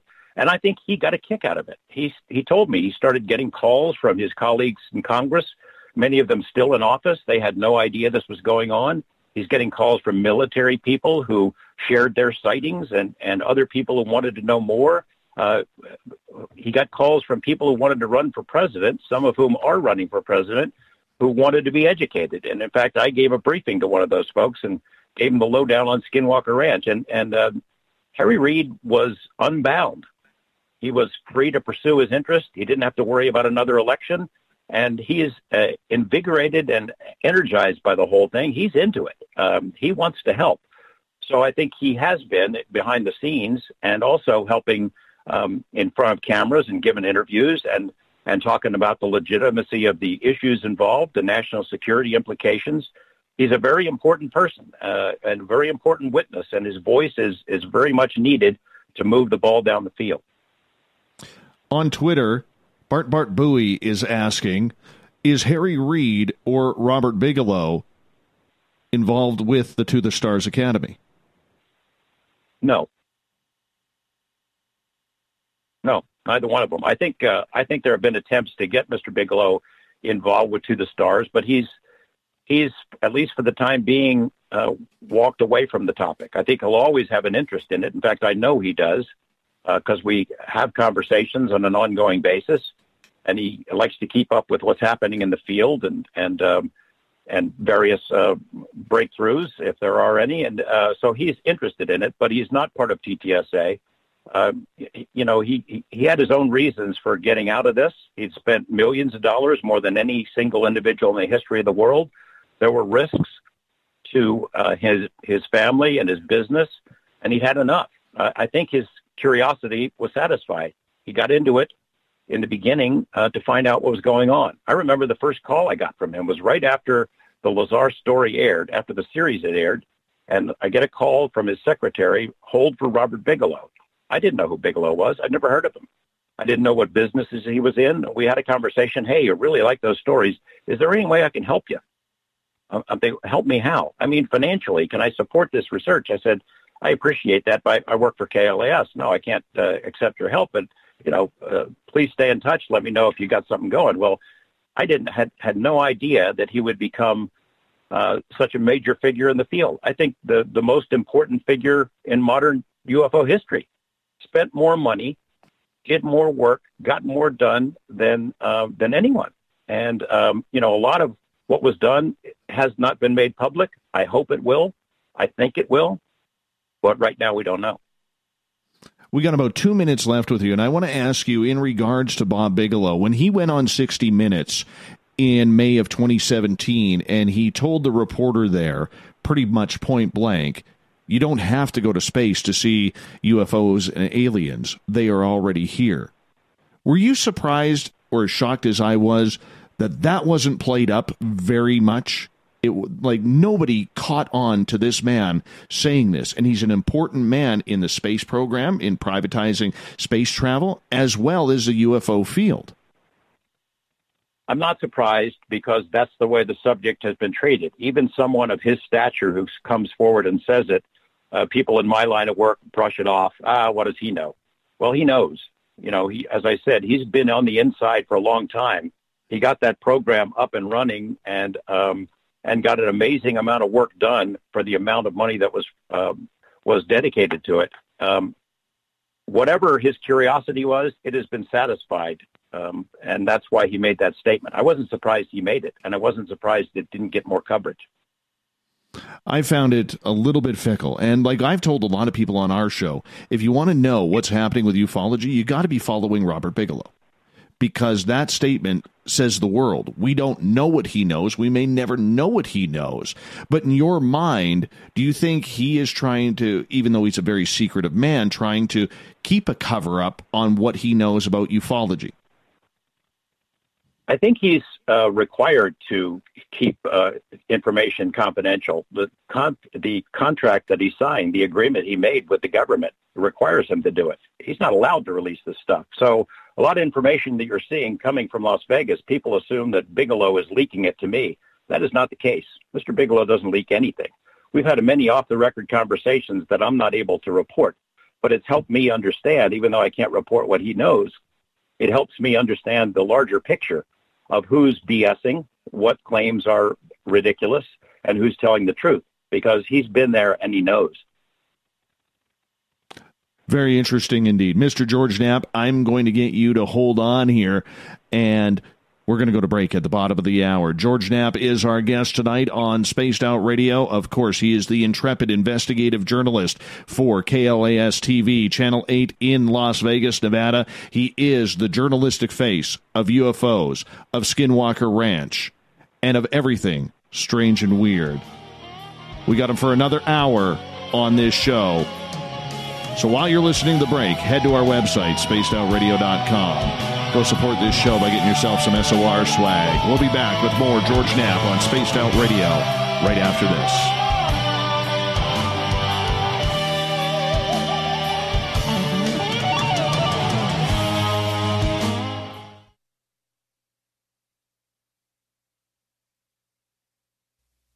You're listening to Spaced Out Radio Live with Dave Scott on the Deep Talk Radio Network. So, you love talk radio? Then you'll love TalkStreamLive.com. TalkStream Live is always on, 24/7, with the best streaming talk shows. Find your favorite talkers and discover some new ones. It's free, readily available online or on mobile with any smartphone or tablet. Finding your favorite talk shows all in one place has gotten a whole lot easier. Just go to TalkStreamLive.com. Be sure to download the free apps from Google Play or the iTunes App Store. Are you tired of being blocked, shadow banned, or placed in jail for simply posting your thoughts on social media? Social Media Freedom can take care of that for you. Social Media Freedom is the newest and one of the best free new apps that allows you the freedom to post what you want, when you want.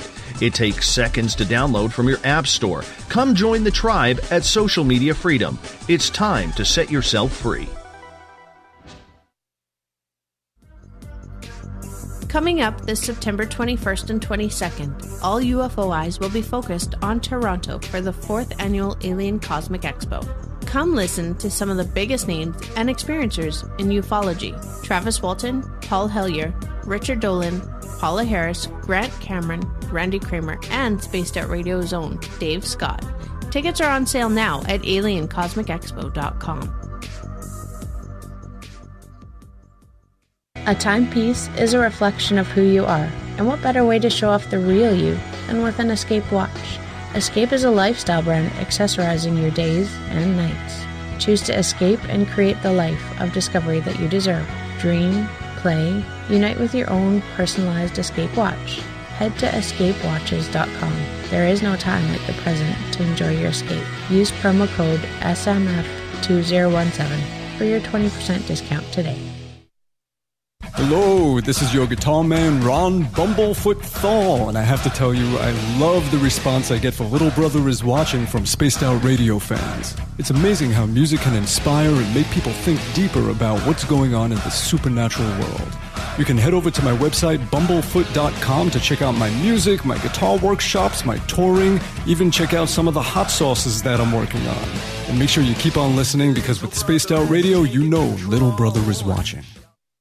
Coming soon to our website, spacedoutradio.com, is the SOR Space Travelers Club. For just $5 a month, you can get into a private area on our site where you can hang with other listeners in our chat room, post in our forum, and check out a bunch of exclusive content and store that won't be found anywhere else, including a nightly after-show party with Dave.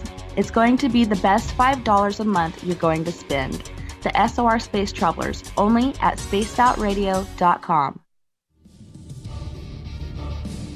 Come get spooked at the 4th Annual Forest Moon Paracon in Cedar-Woolley, Washington, Saturday, September 28th. UFOs, ghosts, aliens, Bigfoot. Speakers include Mike Morin and Jason Jordan, R. Keith Andrews, and Dave Scott from Spaced Out Radio, and so much more. There will be workshops and a VIP roundtable. Get early bird tickets now at fmparacon.com.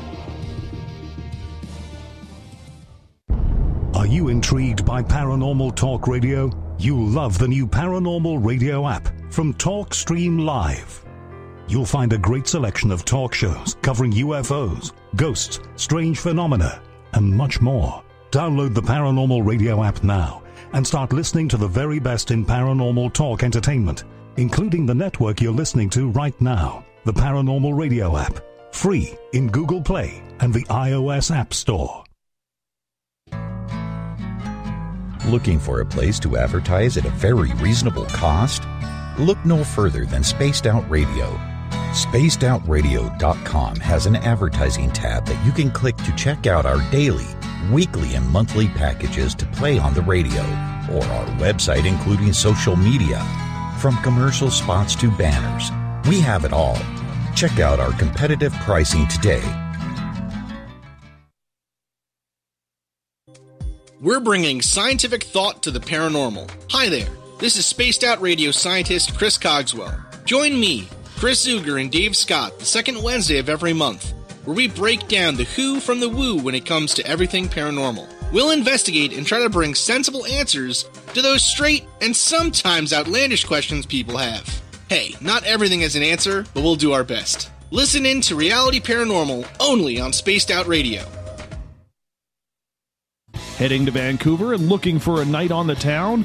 The Moose Vancouver is the bar that never stops rocking until 2 a.m. every night. The Moose has great food with everything on the menu from $6.95 to $8.95. Fantastic, vibrant staff and rock and roll that will bring you back to when the music was real, the hair was long, and the guitars were rockin'. Get your party on at the Moose Vancouver, the official party bar of Spaced Out Radio. Visit purpleplates.com today. For over 40 years, the Purple Energy Plates have been delivering amazing results for their many customers.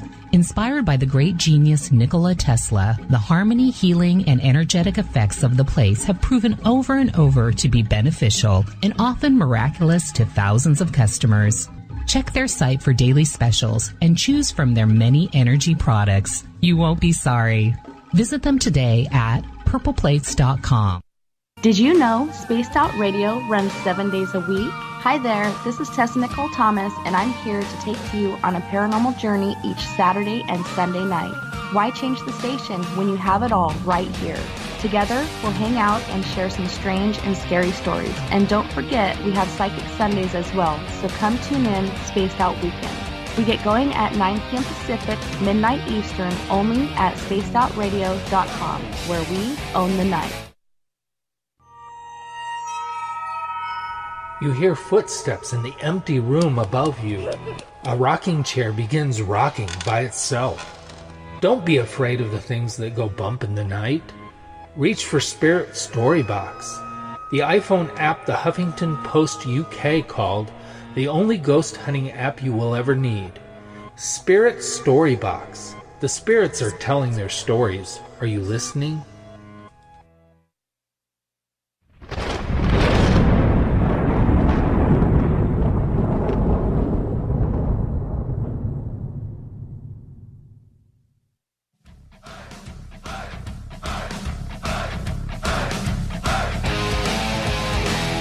We pass the halfway point of Spaced Out Radio tonight. I am your host, Dave Scott. Thanks for coming along for the ride. Remember, a great way to support this show is to head over to our website, spacedoutradio.com. Do a little shopping for yourself. Pick up some swag, and you'll look darn good in it. You really will. Send me a picture. I want to see it. Tonight, we are talking with George Knapp, legendary reporter out of Las Vegas, Nevada, KLAS TV. You can follow George Knapp on Twitter at G_Knapp. And, of course, we're talking UFOs to the Stars Academy. Mr. Knapp, welcome back to the show. Hey, Dave. In regards to what we were talking about right before the break, in regards to Robert Bigelow, Harry Reid, there's a lot of heavy topics that go around this entire subject. But to the Stars Academy, when they came out in October of 2017, what was your first opinion of that when they held a press conference in Seattle on camera, on social media, and didn't have a single reporter standing in front of them in the stands for that stage they were standing on? Again, not exactly a surprise, given how people in my line of work have treated this topic over the years. I think a lot of journalists look back and regret not being there because primarily of Lou Elizondo's appearance. I mean, there's a guy who had been, until a few days before, working at the Pentagon, head of this program, studying UFOs and related mysteries, and there he comes out of the shadows and into the light and announces, hey, I was ahead of this program, and it's real. And, it got a little bit of attention. Leslie Kane wrote about it, and I wrote about it, and not much else. It wasn't until a couple of months later that the New York Times uncorked this story that the whole world paid attention. If TTSA, you get the feeling that, I know in ufology circles, the twitfologists and the podfologists and the blogfologists all look for conspiracies here. It's a giant government scheme to fool UFO researchers, I guess. Millions of dollars, years in the making. All these people are involved, including Senator Reid and Bob Bigelow and dozens of scientists and investigators, and all the time and money and effort that's gone into this, basically to fool ufologists. It looks just ridiculous. Now, TTSA has made mistakes along the way. You get the sense it's almost like they're kind of winging it, doing things by the seat of their pants. They've done a lot of planning, but no one has done quite what they've tried to do before. And it's a daunting task. And, they're blazing trails that not even Robert Bigelow has done, because it involves a media component that he was never involved with. And it's hard. There are people that don't want this stuff to come out. And there are people, even in other countries, that don't want our government to take it seriously, don't want scientists and the media to take it seriously. And there is a lot of pushback. But nowhere is the pushback more obvious than within the UFO circles. Ufologists can't take yes for an answer. Here's a guy named Lou Elizondo who had an impeccable record, who'd put his life on the line multiple times, working in the most dangerous assignments as an intelligence and counterintelligence officer all over the world, takes on this assignment, didn't have to, but takes it on, knowing what the risks were to his reputation and his career path, takes it on, finds out that in fact, there is a legitimate concern here that's not being addressed, does the honorable thing, leaves office, goes public, which he hates to do, and he gets nothing but grief for it. Whether TTSA does anything ever again, if they closed up shop today, they've done an amazing thing because they got the New York Times to run this story. They did it. You can talk about Tom DeLonge all day long. Nobody would dare share secrets with a rock star. Well, they did. And, I was in contact with Tom 2 or 3 times a week during that period leading up to when he created TTSA. For the last 7 or 8 years, we talk on a regular basis. I was listened as he planned the creation of this organization, as he developed the pitch he was going to make to people in military and in sensitive positions to try to get them to open up, to offer them a way out. I listened to it. I contributed to it. And we had these conversations so many times. And I listened as each step of the way as he worked his way up the chain. And I know what he did. And it was hard. And you can say that nobody would dare share information with him, that it's all disinformation. You're wrong. And, that New York Times story, getting the New York Times to put that on the front page changed everything. It was a major game changer because it made it respectable for other media to cover it. And that's what they did. It was gigantic flurry. Dave, you'll remember it. Yes. The Washington Post does it, NBC, CBS, CNN, Fox. Fox News is still hooked on the topic. Local newscasts did it. It's suddenly respectable to at least approach the subject. And that makes it respectable for scientists to talk about it. You get a story almost every day, or at least every week, about mainstream scientists who are saying, we need to take a look at this stuff. The idea of alien life, ET life, multidimensional parallel universes, parallel realities, those kinds of exotic topics that you and I discuss all the time on the air. That is a game changer. And as I said, even if they did nothing else, they succeeded in moving the ball down the field. And more importantly, the things they've done behind the scenes that I think will become obvious pretty soon are more remarkable. Getting Congress involved, getting the Department of Defense to take a fresh look at it, regardless of what you hear from Pentagon spokespersons. It's amazing to me, ufologists or people who follow this topic, who are willing to take the word of Pentagon spokespersons at face value when you know the track record of the Department of Defense in speaking about this topic. It's hard to do it with a straight face, and yet people are so angry, jealous, feel left out because of what TTSA has done and is trying to do, that they find the only way back into the story is to dump on it. And that's what's happened.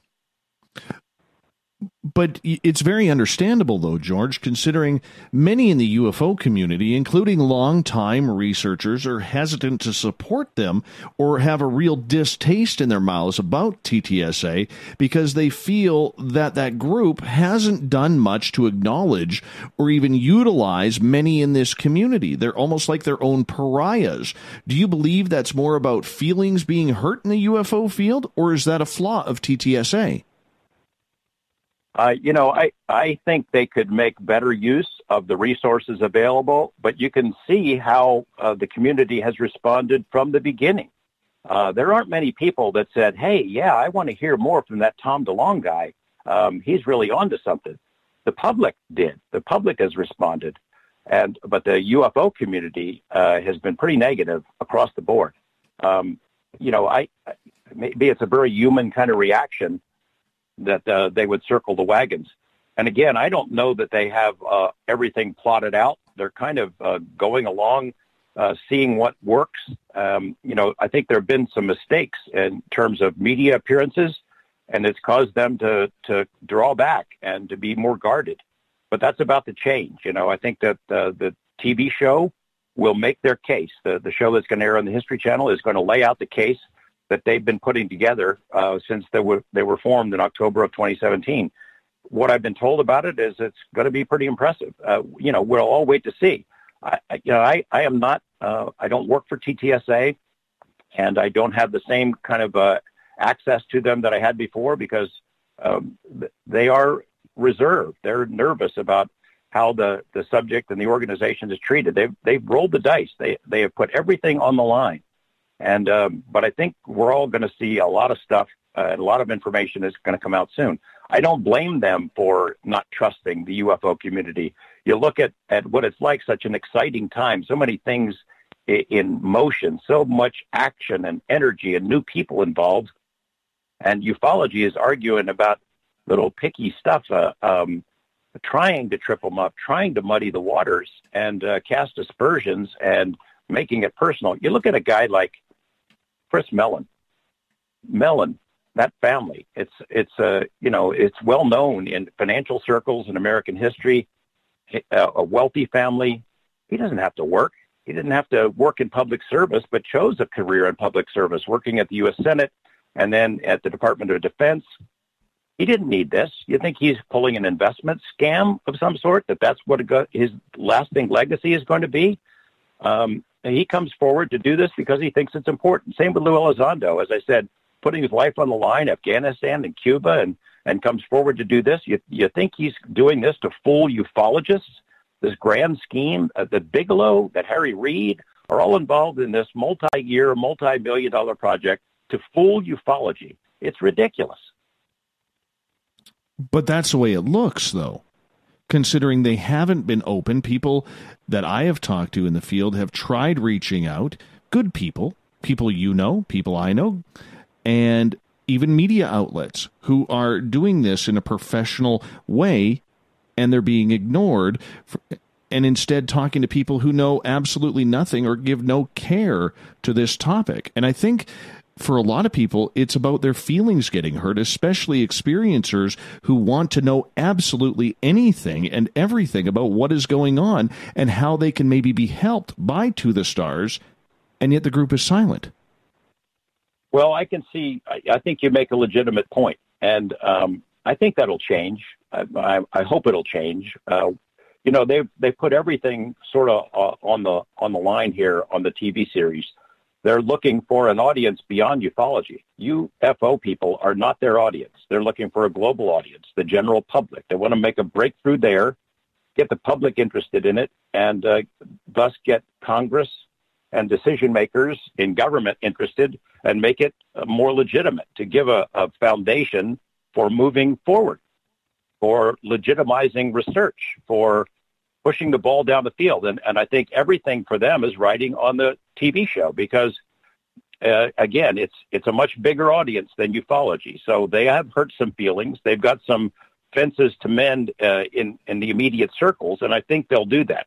But, they're not going to share the information that they've worked to get with a UFO newspaper or blog. They want to put it out on their TV show and break the news themselves. I understand that. I understand it. Do you trust that the TTSA, though, has the public's best interest at heart? Well, it's what got all of them involved in it. I mean, as I said, Chris Mellon, he doesn't need this. Tom DeLonge had a really good life. He's a rock star. He's a multimillionaire. He had businesses. He didn't have to do this. He's passionate about the subject, and I know that people have mixed feelings about him, but, I've seen his development on it. Clearly, he has made mistakes. He understands that, but his heart, in my mind, is in the right place. Same with Elizondo. Hal Puthoff is a brilliant man who might someday win the Nobel Prize for Physics. He's been involved in a lot of top-secret programs. He's been trusted by our government, by intelligence and military agencies, has had the highest clearances to do all kinds of stuff. Now, in ufology, only in ufology is that a black mark on his record that, he worked for the CIA. He can't be trusted. This guy has put his life on the line, his professional reputation on the line to pursue topics that most scientists don't want to come within a mile of, and gets vilified for it. You think he wants to pull a scam on the public or on ufology, that is at all in his thoughts? Or is he trying to get to the bottom of stuff the same as he's done for 35, 40 years? I think it all comes out in the wash. I think when the public sees what they're going to unveil, that a lot of these hurt feelings will go away. And I also think that they'll open up. I think once they make their case and tell the broad strokes of what they have learned and what those programs discovered, what witnesses have seen, and maybe what video exists that we haven't seen, I think it makes a lot of wounded feelings go away. Do they need to be more accountable to the public, though? Accountable how? Accountable in regards to maybe allowing themselves to seem more friendly rather than very businesslike and political. Well, I have to agree with you. I mean, it would be nice to have them out doing more interviews and telling the public what's coming. Again, I think there's nobody in the group who is professional at rolling out something like this, because nobody's ever quite done it like this. Bob Bigelow had NIDS and, was a very tightly controlled organization. They put out papers and shared research on a lot of things, but some things they did not. He organized VAST. There was no public outreach. The public didn't know the program existed. Neither did most members of Congress or most people in the Pentagon. There was no media component. They weren't working on a TV show. So what TTSA and Tom DeLonge are doing hasn't been done. And, there can be mistakes, and there are going to be some hurt feelings. And, yeah, I think they should have make themselves more accessible. And I have made that argument to all of them. As I said, my expectation is that things will change once they lay out what they've learned, and that happens starting in May. Are they in possession of any sort of alien technology? Not to my knowledge. I know that they've analyzed some materials. They're pretty excited about the results. I don't know what the results show exactly. Hal Puthoff made a public presentation here in Las Vegas last June, where he spoke openly about it for the first time and described some of the manufacturing processes that were used in these metamaterials, that it's beyond anything that we know. They don't even know why these things were made the way they were made, organized atom by atom at the atomic level. And, I think he has a better understanding of why those materials were used. Lou Elizondo has made statements that he thinks that they now understand the physics of the Tic Tac and gimbal craft that we're operating, that the materials that they're talking about are important to the operation of those craft. Doesn't mean we can duplicate it.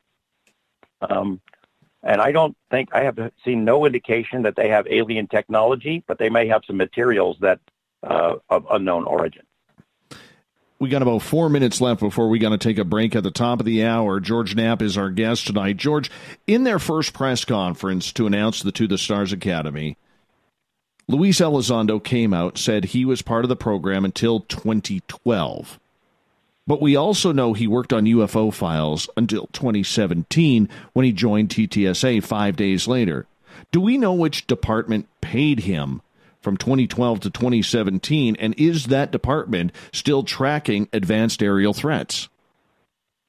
There is a program that's still underway. What he said is true. It did not end when he left. You go back to Project Blue Book. When it ended, we were told that's it. We didn't find anything of interest to national security. It's done. And, of course, the Bollinger Memo says cases involving national security will continue to be handled the same way they have been. Now, whether or not that is the program that is now known as ATIP, we know, in fact, that program that we understand that collects military encounters, information about military encounters, has existed for a long time, and it continues. Now, I'm telling you flat out, it's still going on. No matter what the spokespersons have said, it is still underway. And of course it would be. You have gimbal-type craft, a couple of dozen encounters with the U.S. Navy off the coast of Virginia and off the coast of Florida, and you have these encounters in increasing numbers. since 2015, of course that is going to be on the radar of the national security apparatus. Of course they're going to be studying, collecting information. Lou Elizondo, the confusion comes from there were a couple of programs. So there was a program that Elizondo took control of that existed for a long time. And it's not really a program. It was more of an assignment. There's a network of people in different defense and intelligence agencies that when these cases would come in from, say, the U.S. Navy or from CIA, they would confer, they'd share information, they'd collect evidence, what they could, they'd interview some witnesses, it goes into a file, and it basically went nowhere because no one at the higher echelons would pay attention to it. Lou Elizondo said when he took the reins of that program over, that his immediate supervisor didn't know what he was doing. It was the guy above him who had made that assignment. So it was like an assignment. I don't even think they had a budget. The budget that was reported in the New York Times, the $22 million, that was for a separate program. That was created, actually the seeds of it started in 2007 when a DIA official met with Robert Bigelow, flew to Skinwalker Ranch, had an experience, went back to Washington, went to go meet with Senator Reid, told him about it, and said, we need to study this stuff because it's bigger than just nuts and bolts flying saucers. And if we're ever going to figure out the mystery, we need to expand it and need to look at other stuff, related mysteries, other phenomena that appear in the same areas where flying saucers and other craft are seen. Reid enacted the program. He got the money for it. In 2008, the contract was awarded to Robert Bigelow, BASS, his organization. He hired dozens of people. He modified buildings at his Bigelow Aerospace plant in Las Vegas, and they went to work. Bigelow is a guy who gets every dollar's worth out of his employees, and they did amazing stuff. Now, the only hint that we've seen about the work that was done for those years of the OSAP program, that's what it was called, OSAP, separate from the program that Lou was involved in the Pentagon, the only thing we've seen are the list of the 38 papers that were written. That is the tip of the iceberg. That's the public face of it.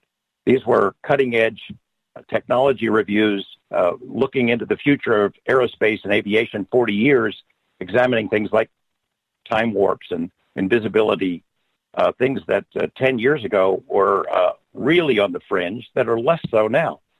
I think eventually all of those papers will come out, but there was a lot more that was produced.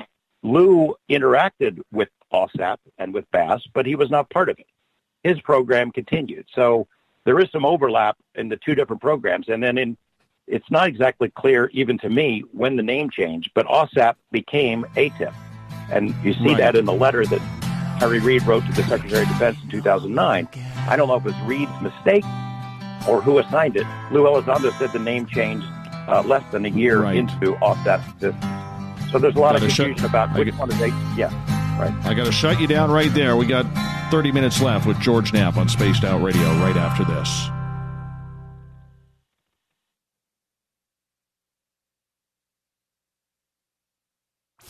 Come hang out with Spaced Out Radio, where we own the night. This is Carl. You can follow Dave on Twitter at Spaced Out Radio, and during the show, use the hashtag Spaced Out Radio to chat with us live.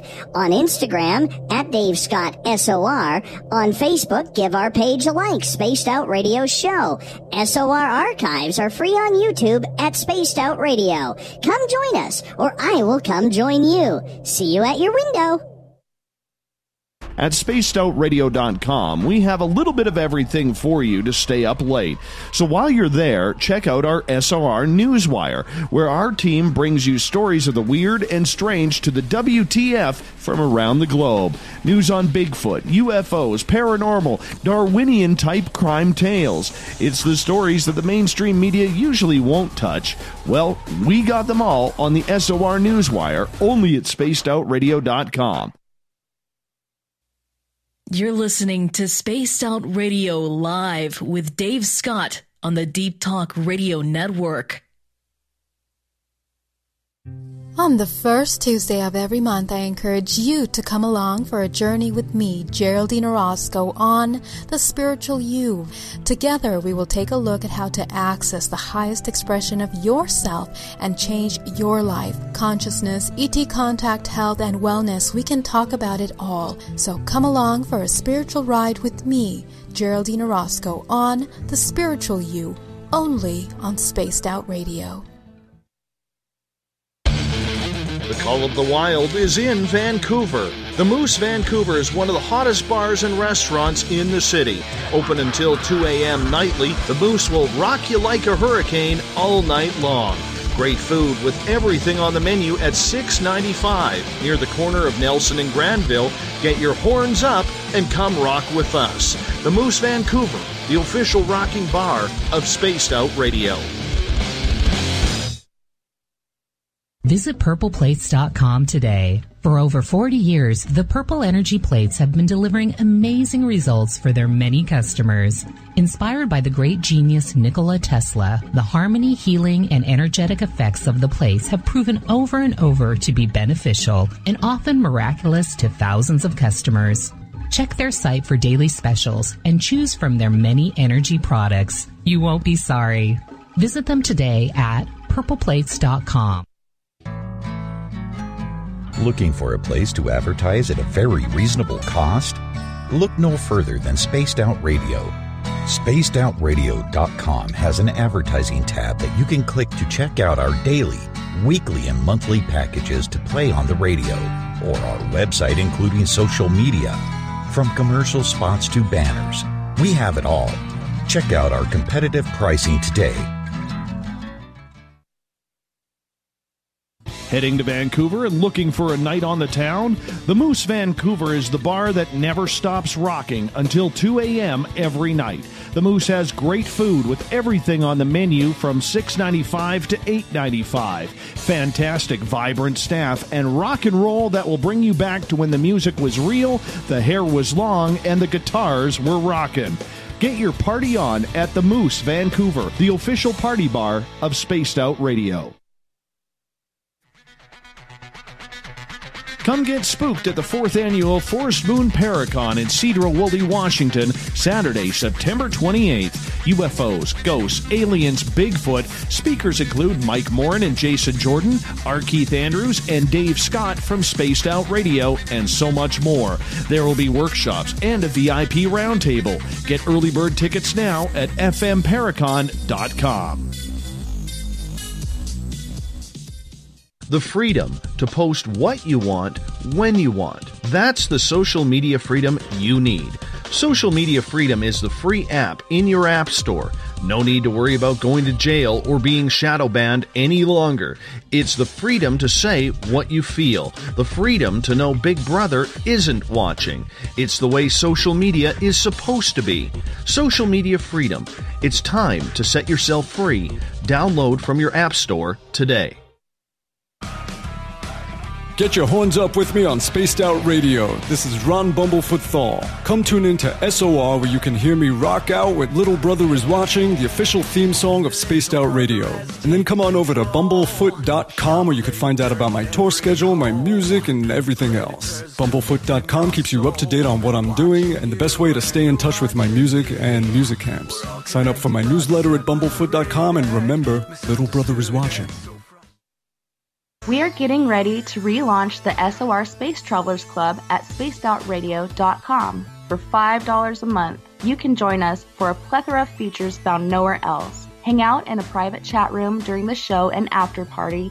You can check out some exclusive content and a store specifically for you, as well as a private listener forum where you can post your thoughts, stories, and pictures. The SOR Space Travelers Club, coming soon to spacedoutradio.com. So, you love talk radio? Then you'll love TalkStreamLive.com. TalkStream Live is always on, 24/7, with the best streaming talk shows. Find your favorite talkers and discover some new ones. It's free, readily available online or on mobile with any smartphone or tablet. Finding your favorite talk shows all in one place has gotten a whole lot easier. Just go to TalkStreamLive.com. Be sure to download the free apps from Google Play or the iTunes App Store. Looking for the stories of the strange and weird that you will find hard to find anywhere else? Check out the SOR Newswire on our website. Our writers, led by Captain Shirk, are scouring the world for the oddest and most bizarre stories we can find. Everything from weird crime to suspenseful and paranormal. We're working hard for you to bring you the most intriguing news of your day. Check out the SOR Newswire at spacedoutradio.com today. Canada's largest UFO conference is ready to roll in Toronto this September 21st and 22nd at the Alien Cosmic Expo. This year is about the experience. Listen to the stories of Dave Scott, Travis Walton, Paula Harris, Grant Cameron, Ryan Stacey, Richard Dolan, Leslie Mitchell-Clark, and more. Get your tickets now at aliencosmicexpo.com.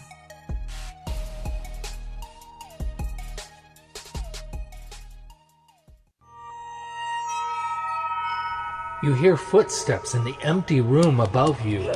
A rocking chair begins rocking by itself. Don't be afraid of the things that go bump in the night. Reach for Spirit Storybox, the iPhone app the Huffington Post UK called the only ghost hunting app you will ever need. Spirit Storybox. The spirits are telling their stories. Are you listening?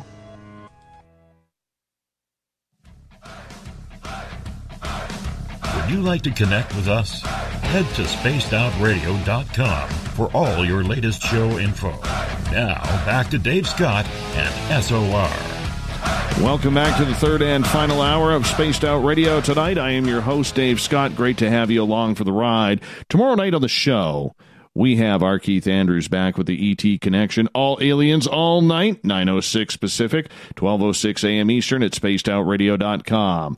Hi to our affiliates, KDUN, AM 1030 in Reedsport, Oregon, KZFX, 93.7 FM in Ridgecrest, California, in Noonan, Georgia, WQEE, 99.1 FM, and in New Orleans, UPRN, 107.7 FM. On the digital side, hi to everyone listening in on Revolution Radio and Deep Talk Radio. Don't forget, you can check out all of our archives for free at youtube.com/spaced out radio. Just do me the favor, hit that subscribe button.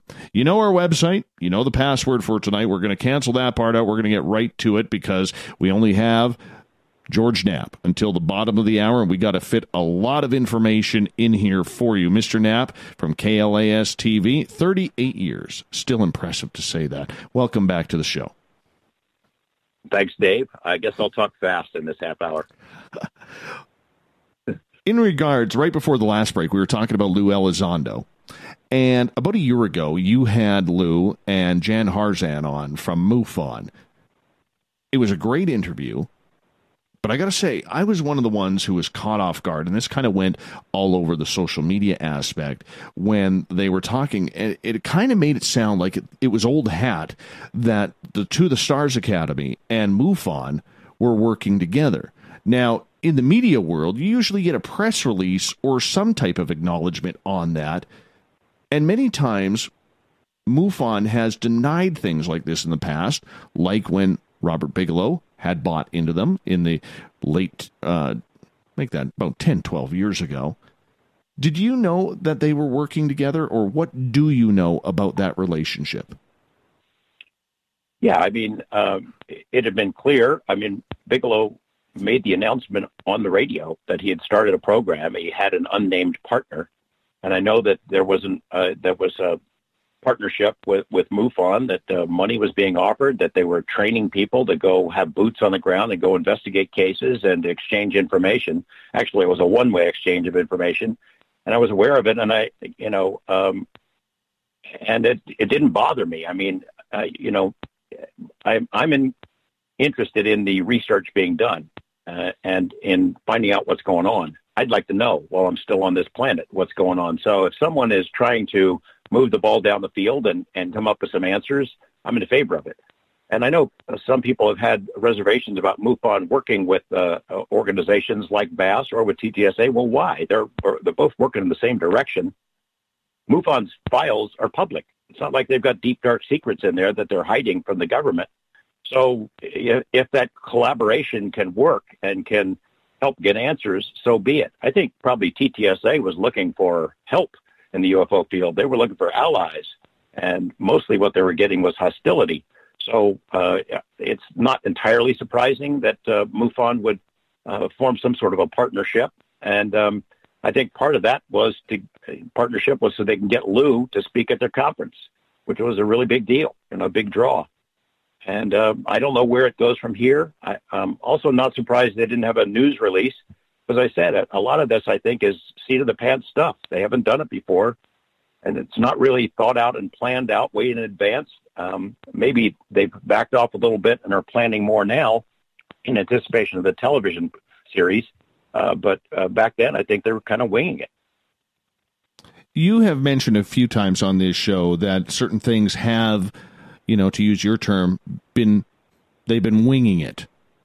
How do they grab the ropes and pull them tight to make everything better for the community? Not only the UFO community, but in the blend of the mainstream community as well. Because I think, MUFON, with their, I don't want to say that they have a checkered past, but there's a lot of people who they feel burnt by that group, even though there's very good people working in there. I think of Tom Whitmore as one of them. But there are a lot of people out there who don't want MUFON to be a part of that because they are an individual group. They are a society. They're non-profit. And here TTSA is saying, we're a company. We want you to invest. And there's a lot of people with that issue. Do you see where I'm going with that? Not exactly, but I will say this. I think TTSA's work will stand on its own, and we'll find out soon enough if they've got the goods or not.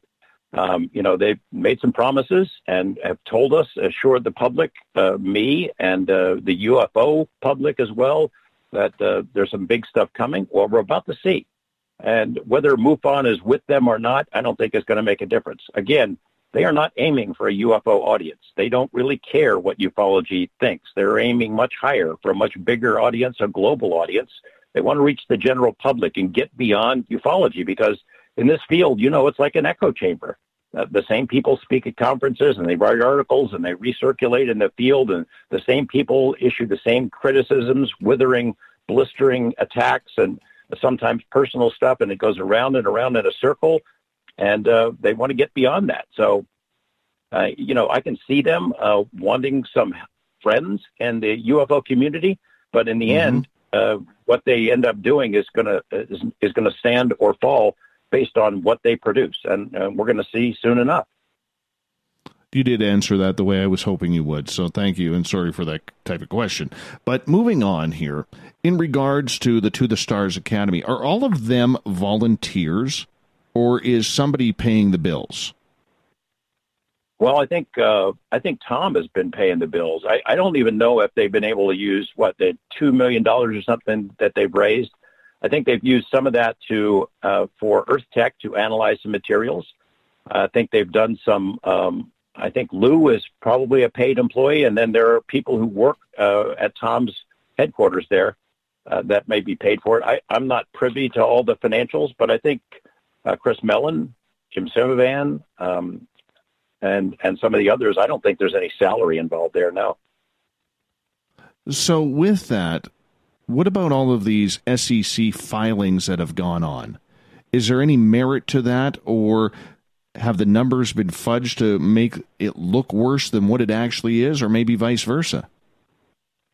I think, it's a little bit out of my area, but it's been explained to me a couple of times that I know it's been portrayed as, oh my gosh, they're $38 million or $28 million in debt. Well, it's just it's the fundraising. It's the money that they raised. It's the bonds that they sold, the stock shares that they sold. That's the amount. You don't lie to the SEC. You don't file false reports with the SEC because that's a ticket to prison. So anyone who's questioning whether they're filing accurate reports with SEC is, I think, off base. I can't explain their finances. I'm not part of TTSA, and I'm not financially minded, but it's others who are aware of what's going on have told me about it. I think it's important to be cautious about this stuff. I wouldn't tell somebody to invest in it. I put some money into it because at this stage, I want to support somebody who's going to try to get some answers. If I'm not going to do it now, I figured, when will I?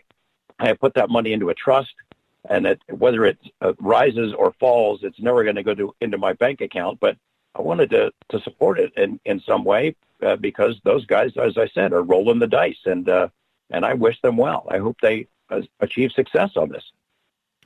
So for you personally, by the way, Yes. I did not invest in it as an investment to make money. It didn't matter. It didn't matter if I lost it.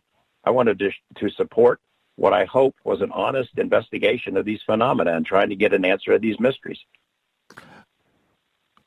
But this leads to a personal question, because there are a lot of people out there, and we know how rumors fly, who are saying that you're benefiting from the TTSA and they're filling your back pocket in between. That's not true. I work for KLAS TV. I have no financial relationship with TTSA other than stock that I bought and put into a trust.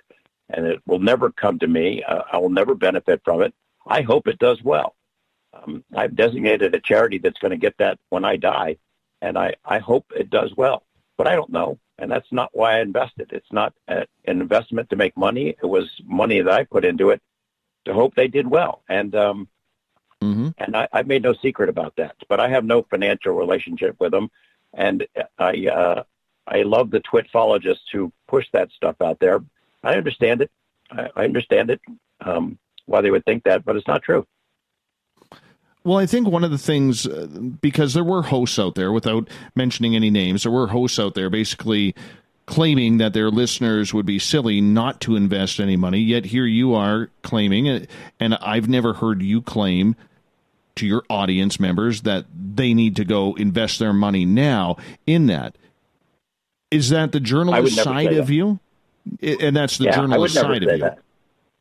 It's the journalist side, but also financial sense. I don't know enough about investments and markets and things of that sort, or a public benefit corporation to provide any advice. I wouldn't tell somebody to take their hard-earned money and invest it on something. This is a risky proposition.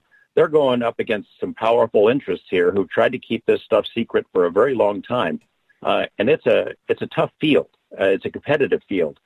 I would never give advice about a financial investment. Never. So in regards to what is coming with TTSA, do you know? Only the broad strokes. They seem very confident that they've got the goods.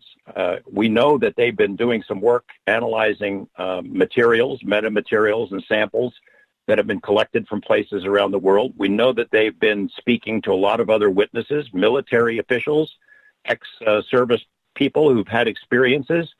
I suspect and hope that they've been able to acquire video, evidence that will stifle the critics and go way beyond the complaints about grainy this and blurry that. And no one's going to be saying that there are birds or flares or anything of that sort. That's what I hope. I know when I first met Lou Elizondo, he talked about obtaining the 3 videos. In fact, he showed it to me in 2 days after he was on stage there in October of 2017, and said that he had tried to acquire quite a bit more, that he had filed the paperwork to start the process to get quite a bit more. I don't know what happened to those information requests or forms after he left. I suspect that some people were pretty upset by him coming out and talking about this. I know that there were people who were surprised because they didn't know he was working on that program, and B, they didn't know he was leaving. So when he stepped on that stage, there was a lot of blowback for him. So, we'll see what happens. I know that they've been working really hard, and they think they've got some really good stuff to share, but I don't work for them. I haven't seen the programs. I don't know exactly what's coming. Well, I was hoping for a scoop there, and you just ruined my day. Well, I can't blame you. I can't blame you in regards to that. If I had a scoop, you could see it on KLAS. Exactly. Exactly. Gail is asking, Mr. Knapp, can you specifically say who does not want this information out? Well, there are people in the Pentagon who killed it. They took the money away and killed the program. That the OSAP study that was run by Bass, the $22 million that was spent over 3 years, Bigelow put millions more into his own money into it to keep it, both to get it started and to keep it going. But there were people who pilfered the money because they wanted it for their own programs. That's one reason. There were people in the Pentagon who objected to the nature of the study. Skinwalker Ranch was one of the focuses of the study during the Bass era. and they encountered some really strange phenomenon way outside the normal nuts and bolts flying saucer stuff that for a lot of people in the Pentagon itself was too far out. So people there got nervous. They were worried about two things. One, they were worried that it would end up being on the front page of the New York Times, which it was. And then there were others, religious fundamentalists in the Pentagon, who were worried that whatever we were studying, it was demonic, that it might be invoking the name of Satan, that we might unleash demons into our world by engaging them at Skinwalker Ranch and other places. Now, we can laugh at that and think it's a little bit superstitious, but there was some really weird phenomena that was encountered by government agents, hard cases, tough people who were had very severe consequences because of what they encountered. So, you know, the people of the Pentagon who wanted to kill it for that reason, you might think that's outlandish, but they saw it as very legitimate. And then, you know, just general people who don't take the topic seriously, who haven't been exposed to the evidence that already exists. It's been stovepiped and ridiculed for so many years inside the military that the number of people who understand the big picture is very small. So they wanted it. There was a lot of people who wanted it gone, and a lot of people wanted the money spent on something else. One final question in regards to the TTSA, because I do want to get in the fact of what is happening in the field of ufology with you quickly, and we only got about 7 minutes left. How much control do the secret clearances that many of these gentlemen on TTSA have affect what they do on a daily basis? Well, I think they have to always be cognizant of it. You know, because they've signed agreements with penalty of law. I mean, they could, if they violate it, they have to be careful. So, you know, Lou in particular, you've seen him in interviews, some with me and some with other people, how careful he is in picking his words. And he'll walk you right up to the edge of something, but he doesn't move past it. In the first interview I did with him was about ATEP. Now, I knew that there was another program at the time. The ATEP was sort of the general name that was used by the New York Times and that was used by TTSA and by him. And the second interview I did with him, I'd come out with a story about OSAP existing and Bigelow Aerospace being a separate program. So he said, yeah, I knew somebody would get it eventually, but I couldn't talk about it. It wasn't my program. It was somebody else's. So he is cognizant of it. There are people who probably wish him ill, who are mad that he left, mad that he's spilled the secrets that he has and that he's helping an effort like this to spill even more. So he's being very careful. I want to move on here. We got about 6 minutes, and unfortunately, there's just not enough time. And I don't know really how to do that. Maybe one day in the future when you have time, you'd like to come back on. We'd definitely make room for you at any time. But I want to ask you, as one of the only true investigative journalists working in the paranormal/UFO realm, how do you feel about a lot of people in this field without any journalistic experience self-titling themselves as investigative journalists to promote their own agenda and name? Well, it kind of bothers me. I mean, I was into it 15 years before I in my television career, and covering every kind of story you can imagine, the mob and pollution and scandals and political cover-ups and things of that sort. Before I became a member of the I-Team, you had to pay your dues to become an investigative reporter. I don't sit at my keyboard and just crank out stuff that flies off the top of my head. When I put a story on the air, I have partners. I have responsibilities. I have oversight. I have my photographer and producer. I have a managing editor. I have a news director, general manager, and corporate people, and I'm responsible for what I put on the air, and I have to be able to prove that it's true and convince them that it should be on our airwaves. People sit at home and crank out whatever they want, a blog or a podcast or a tweet, and that they think that is journalism. I am happy about the advent of citizen journalism, various social media platforms that have been used to expose wrongdoing and things that need to be focused. But just because somebody can type doesn't make them a journalist. And it sure as hell doesn't make them an investigative journalist. All journalism is investigative at some level, but we understand that there's a different meaning for this in common parlance. And the people who take that title and claim it, I think, demean its ultimate meaning. Do you think this affects the credibility of the field of ufology? Because I've been pretty hard on this. I've written a couple of blogs on this, stated it on many radio shows where I've been interviewed or where I've been doing the interviewing, and it's something I'm very passionate about. I can hear the passion in your voice about this too. How does that affect the credibility if we have these charlatans, if you want to call them that, stealing a title for their own agenda? Well, I don't know how you can hurt the credibility anymore or how it can go any lower. I mean, just the idea of ufologist, as I said earlier in our conversation, there are no standards for it. There are no qualifications, no degrees that are awarded, no tests you have to take. You just declare yourself one and you're one.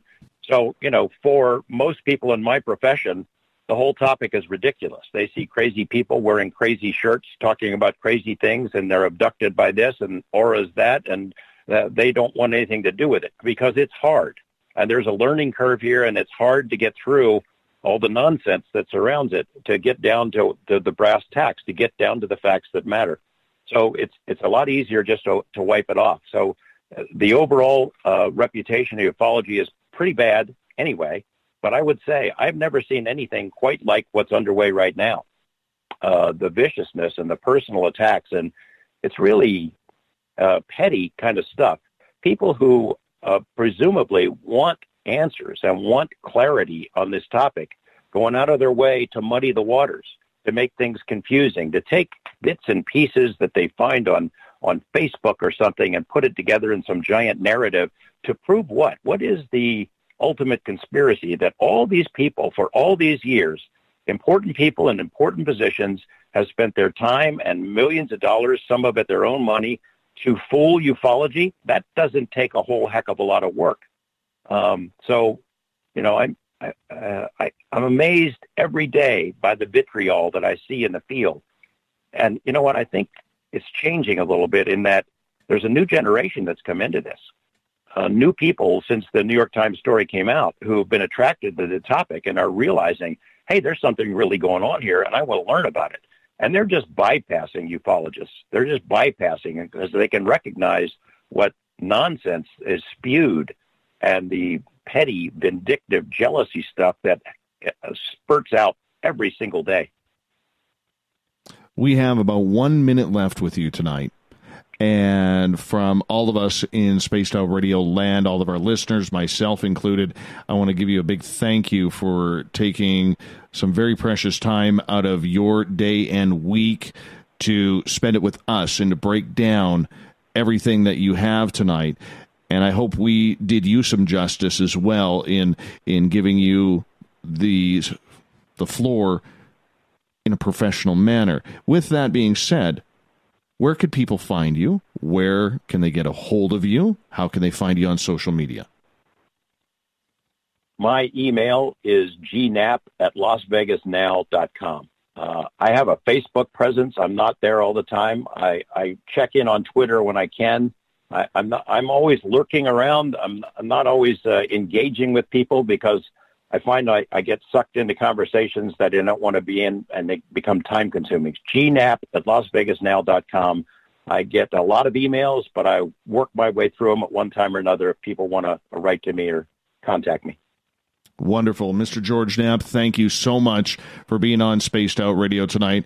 An absolute pleasure to finally get an opportunity to chat with you. And I'm telling you right now, as per show history, you got some of the best hair and beard going on television right now. I am going to say that. That's where I got to end it right there.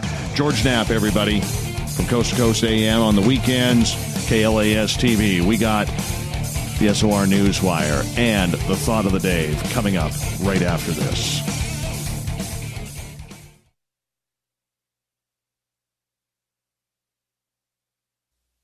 You're listening to Spaced Out Radio Live with Dave Scott on the Deep Talk Radio Network. We're bringing scientific thought to the paranormal. Hi there, this is Spaced Out Radio scientist Chris Cogswell. Join me, Chris Zuger, and Dave Scott the second Wednesday of every month, where we break down the who from the woo when it comes to everything paranormal. We'll investigate and try to bring sensible answers to those straight and sometimes outlandish questions people have. Hey, not everything has an answer, but we'll do our best. Listen in to Reality Paranormal only on Spaced Out Radio. Are you tired of being blocked, shadow banned, or placed in jail for simply posting your thoughts on social media? Social Media Freedom can take care of that for you. Social Media Freedom is the newest and one of the best free new apps that allows you the freedom to post what you want, when you want. It takes seconds to download from your app store. Come join the tribe at Social Media Freedom. It's time to set yourself free. Looking for a place to advertise at a very reasonable cost? Look no further than Spaced Out Radio. SpacedOutRadio.com has an advertising tab that you can click to check out our daily, weekly, and monthly packages to play on the radio, or our website including social media. From commercial spots to banners, we have it all. Check out our competitive pricing today. So, you love talk radio? Then you'll love TalkStreamLive.com. TalkStream Live is always on, 24/7, with the best streaming talk shows. Find your favorite talkers and discover some new ones. It's free, readily available online or on mobile with any smartphone or tablet. Finding your favorite talk shows all in one place has gotten a whole lot easier. Just go to TalkStreamLive.com. Be sure to download the free apps from Google Play or the iTunes App Store. Heading to Vancouver and looking for a night on the town? The Moose Vancouver is the bar that never stops rocking until 2 a.m. every night. The Moose has great food with everything on the menu from $6.95 to $8.95. Fantastic, vibrant staff and rock and roll that will bring you back to when the music was real, the hair was long, and the guitars were rocking. Get your party on at the Moose Vancouver, the official party bar of Spaced Out Radio. Coming up this September 21st and 22nd, all UFO eyes will be focused on Toronto for the 4th Annual Alien Cosmic Expo. Come listen to some of the biggest names and experiencers in ufology. Travis Walton, Paul Hellyer, Richard Dolan, Paula Harris, Grant Cameron, Randy Kramer, and Spaced Out Radio's own Dave Scott. Tickets are on sale now at aliencosmicexpo.com.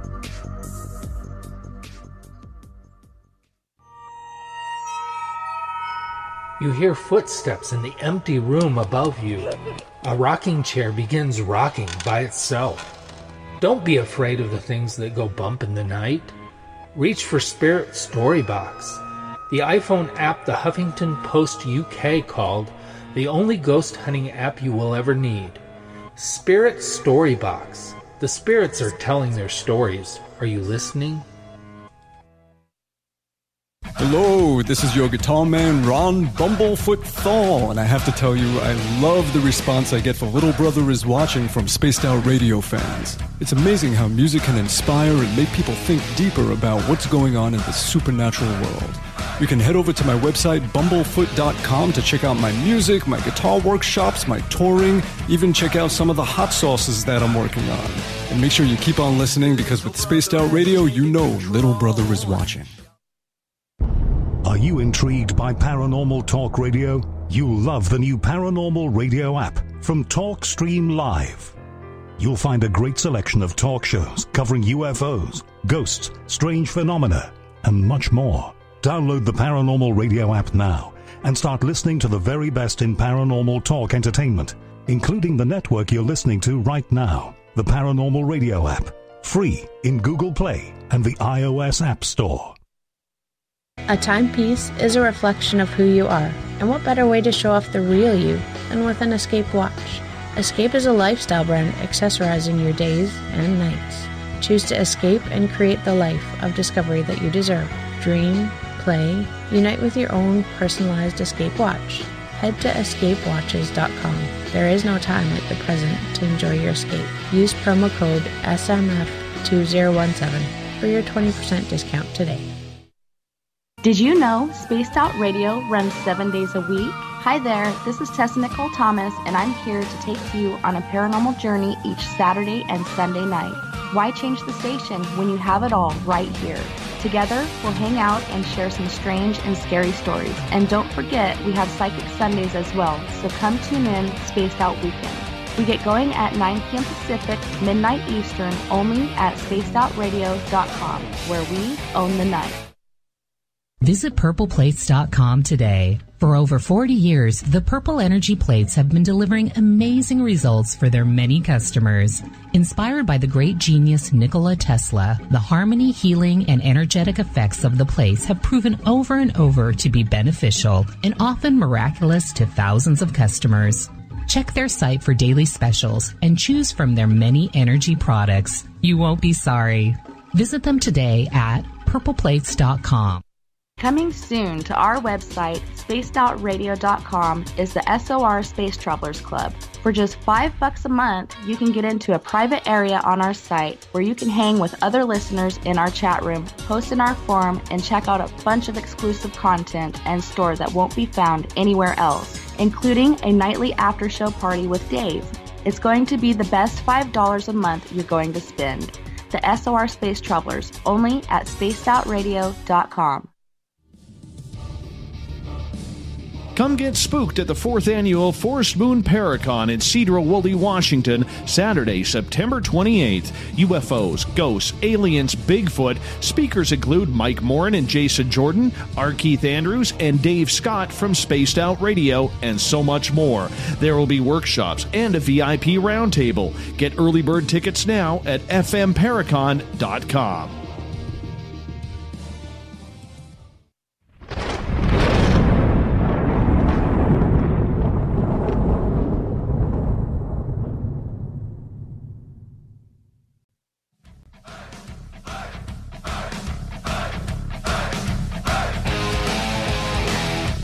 We've rounded third. We're heading for home tonight on the mighty SOR. I am your host, Dave Scott, hanging out with all of you tonight, and I want to say thank you to everybody who came out and listened to our George Knapp interview. A quick reminder to all of you that a good way to support this show is to head on over to our website, spacedoutradio.com, click on the shop tab, pick yourself up a t-shirt, hat, hoodies, socks, coffee mug, you name it, we have it.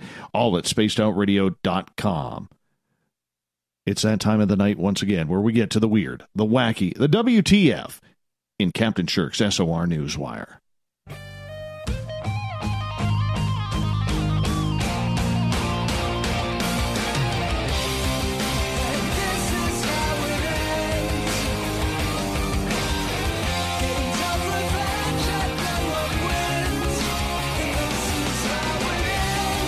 The news is always changing, which is why we bring you the SOR Newswire at the back end of every show. Brought to you by Paranoia Magazine. Put together by Captain Shirk on our website, spacedoutradio.com. First, before we get to the news, I got to say a big thank you once again to George Knapp for coming on the show. And hopefully we did enough to impress him. He said he would come back on again once there's more news. I said anytime he wants to come back on, that would be fantastic. So hopefully that would happen again. Just an honor. I'm a little worn out over that. I'm not going to lie. I'm a little worn out, but in a good way. In a good way. That's a good tired to have. But nonetheless, let's get to the news. Now, we all know that sometimes the President of the United States makes some interesting claims, if we want to keep it politically correct. But there's a new claim that he's making that just makes people scratch their head a little bit. Yes, Donald Trump saying that the noise from industrial wind turbines causes cancer. In one of his remarks at the National Republican Congressional Committee's spring fundraising dinner in Washington, D.C., the president said, "If you have a windmill anywhere near your house, congratulations. Your house just went down 75% in value. And they say the noise causes cancer. You tell me." Gyrating his arm in the air, imitating a winding noise or a winding noise? Interesting. Now, studies have shown, and they have been mixed, that when it comes to the impact of wind farms on real estate values, some find negative impact and some go up to about 40%, or that's about it. There are no studies out there conclusively saying that the noise of industrial wind turbines actually does cause cancer or any other negative health impacts, particularly from the noise. Exposure to wind turbines does seem to increase the risk of annoyance and self-reported sleep disturbance, according to one review in 2014. But the health risks, according to critics and people in the know, say no, not really. But who knows? Who knows? It's just the way it is. He's getting lit up on Twitter for that. Don't think he cares. But nonetheless, it's just the way it is. Let's get over to NASA for a second, because this is a little bit of an interesting story. NASA plans on sending some robotic bees up to the space station. That's going to happen later this month. A project the space agency is positioning as one of the most advanced space collaborations between humans and robots. Astrobee, as it's being called, is a little robot that will soon be flying around the International Space Station alongside the astronauts. According to NASA's page about the bees, which says it will help scientists and engineers develop and test technologies for use in zero gravity and help the astronauts doing their routine chores. According to a spec sheet that was created, the Astrobees, which look like a weighted companion cube, they don't actually look like a bee. They look more like a little GoPro. Well, they have a little small robotic arm for gripping and a variety of sensors and lasers and input devices to allow it to interact with astronauts and the ISS environment. The RoboBees will also have a job to do in regards to telepresence. NASA employees back in Houston will be able to jack into the floating bots from the ground, according to the space agency, giving them eyes and ears aboard the ISS. See, we're not the only ones who are being spied upon. Now the 3 or 4 astronauts that are up there cruising at about 320 miles high are going to be spied on more as well. They can't get away with anything. Nothing. Kind of weird. Kind of strange. I don't know. I don't like this story. I'm going to just come out and say it. I don't like it. All right? Because there's just so much wrong with this. But if you heard the story that came out of Illinois, all right, there was this so-called teenager claiming to be Timothy Pitson. Now, he's a little Illinois boy that went missing in 2011 at the age of 6. His parents have never found him. Weird case. Well, this 23-year-old man claimed to be Timothy Pitson. But the problem is he's an ex-convict from Medina, Ohio, named Brian Michael Reaney, according to the FBI and police in Newport, Kentucky. DNA tests proved that he wasn't the missing boy who vanished. FBI spokesperson Timothy Beam said in a statement, "Law enforcement has not and will not forget Timothy, and we hope to one day reunite him with his family. Unfortunately, that day will not be today." A heavily bruised Reaney approached a driver in Newport, Kentucky, just yesterday, saying he had escaped 2 men with bodybuilder-type physiques who held him captive for 7 years in southwestern Ohio. He claimed he fled a Red Roof Inn where he was being held and across a bridge into Newport. When the cops asked him how old he was, he claimed to be 14 and gave them Pitson's date of birth. Pitson was just 6 at the time when his mother, Amy Fry Pitson, pulled him out of a kindergarten class in Aurora, Illinois, early and took him to a zoo and a Wisconsin water park. Days later, she was found dead in a hotel room with her wrist slit in an apparent suicide, and the boy was gone. The mother left a cryptic note saying her son was safe with people who would care for him, and you will never find him. Over the years, police have received thousands of tips, including false Timothy sightings, but this latest one, a real kick to the teeth for the Pitson family, They were hoping to be cautiously optimistic, but they leave heartbroken. According to the boy's aunt, Kara Jacobs, she says, it's devastating. It's like reliving that day all over again, and Timothy's father is once again devastated. His grandmother, Alana Anderson, says it's awful. We have been on tenterhooks, hoping, and frightful, and it's exhausting. Horrible story. I don't know why anybody would do that. The attention is just not worth it. Brave mother, speaking of mothers, here in British Columbia, where a mom on Vancouver Island literally saved her 7-year-old son who was being mauled by a cougar. Now, Kevin Bromley said his son Zach was playing in the family's backyard of Lake Cowichan on Friday when a cougar leapt towards him, bounced off a metal fence before clawing its way through a barrier. You could still see the claw marks. Zach tried to run away, but the cougar pounced, and he was lucky it was a small animal, and Zach was wearing a hoodie because it protected his neck, because cougars always attack from behind.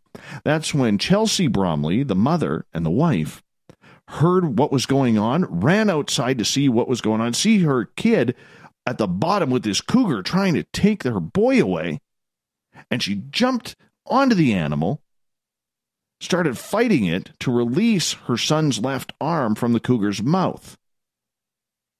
Zach is in recovery with gashes to his head, his neck, and his arm. They've all been stitched up. He's expected to make a full, healthy recovery, but they're not sure now how the mental recovery will go because this is pretty traumatic. He's a pretty happy-go-lucky kid, according to the story, but this near-death experience, it doesn't leave your mind. You know he's going to be having nightmares. So family has sent the young boy to his grandma and grandpa's where he could get a bunch of love and probably some good home cooking, because that's everybody knows that a grandma can only cook one way, and that's usually pretty awesome. Well, that's just the way it is. Now, conservation officers secured the attack site and found 2 juvenile cougars about 20 meters away. Both cats were euthanized, and investigators are now testing their DNA to confirm one of them was responsible for the attack. I live in a cougar area. I've had cougars in my backyard. Literally, I've gone outside to look at the stars during a break of this show, walk into my carport, only to be growled at by a cougar like 40 feet away. They're here. They're big cats. But usually they don't attack people. It's usually the immature ones or the sick ones. And if they are starving, that will do it. If you come in contact with a cougar, you always face it. Keep eye contact with it. Back away slowly. Make yourself look big. If the cougar approaches you, you want to be aggressive with them. Let them know you're not prey. So go at them. Tell them how you're going to scare them with showing them a picture of your former mother-in-law or something. That's just the way it works. Now, final story of the night. We head to our favorite state of Florida. Now, authorities say a Florida woman with her 2-year-old son stopped a carjacking by threatening to throw a soup can at the would-be thief. No word if it was Star-Kissed tuna, Campbell's soup, or a can of Spam. No idea. The Daytona Beach News-Journal, all over this story, said the reported attempted theft happened on Tuesday. Police say the man tried to steal the woman's SUV after crashing a stolen car nearby. That's when the woman grabbed... Oh, I'm sorry. Here it is. The woman grabbed a can of Progresso soup and yelled at the man and said, "Stay away, otherwise I'm going to soup you to death." Well, terrified that he was threatened with a can of soup, the man ran off. Police are still searching for him. And the woman, well, she went home to make a hearty dinner. That's the thought of the day.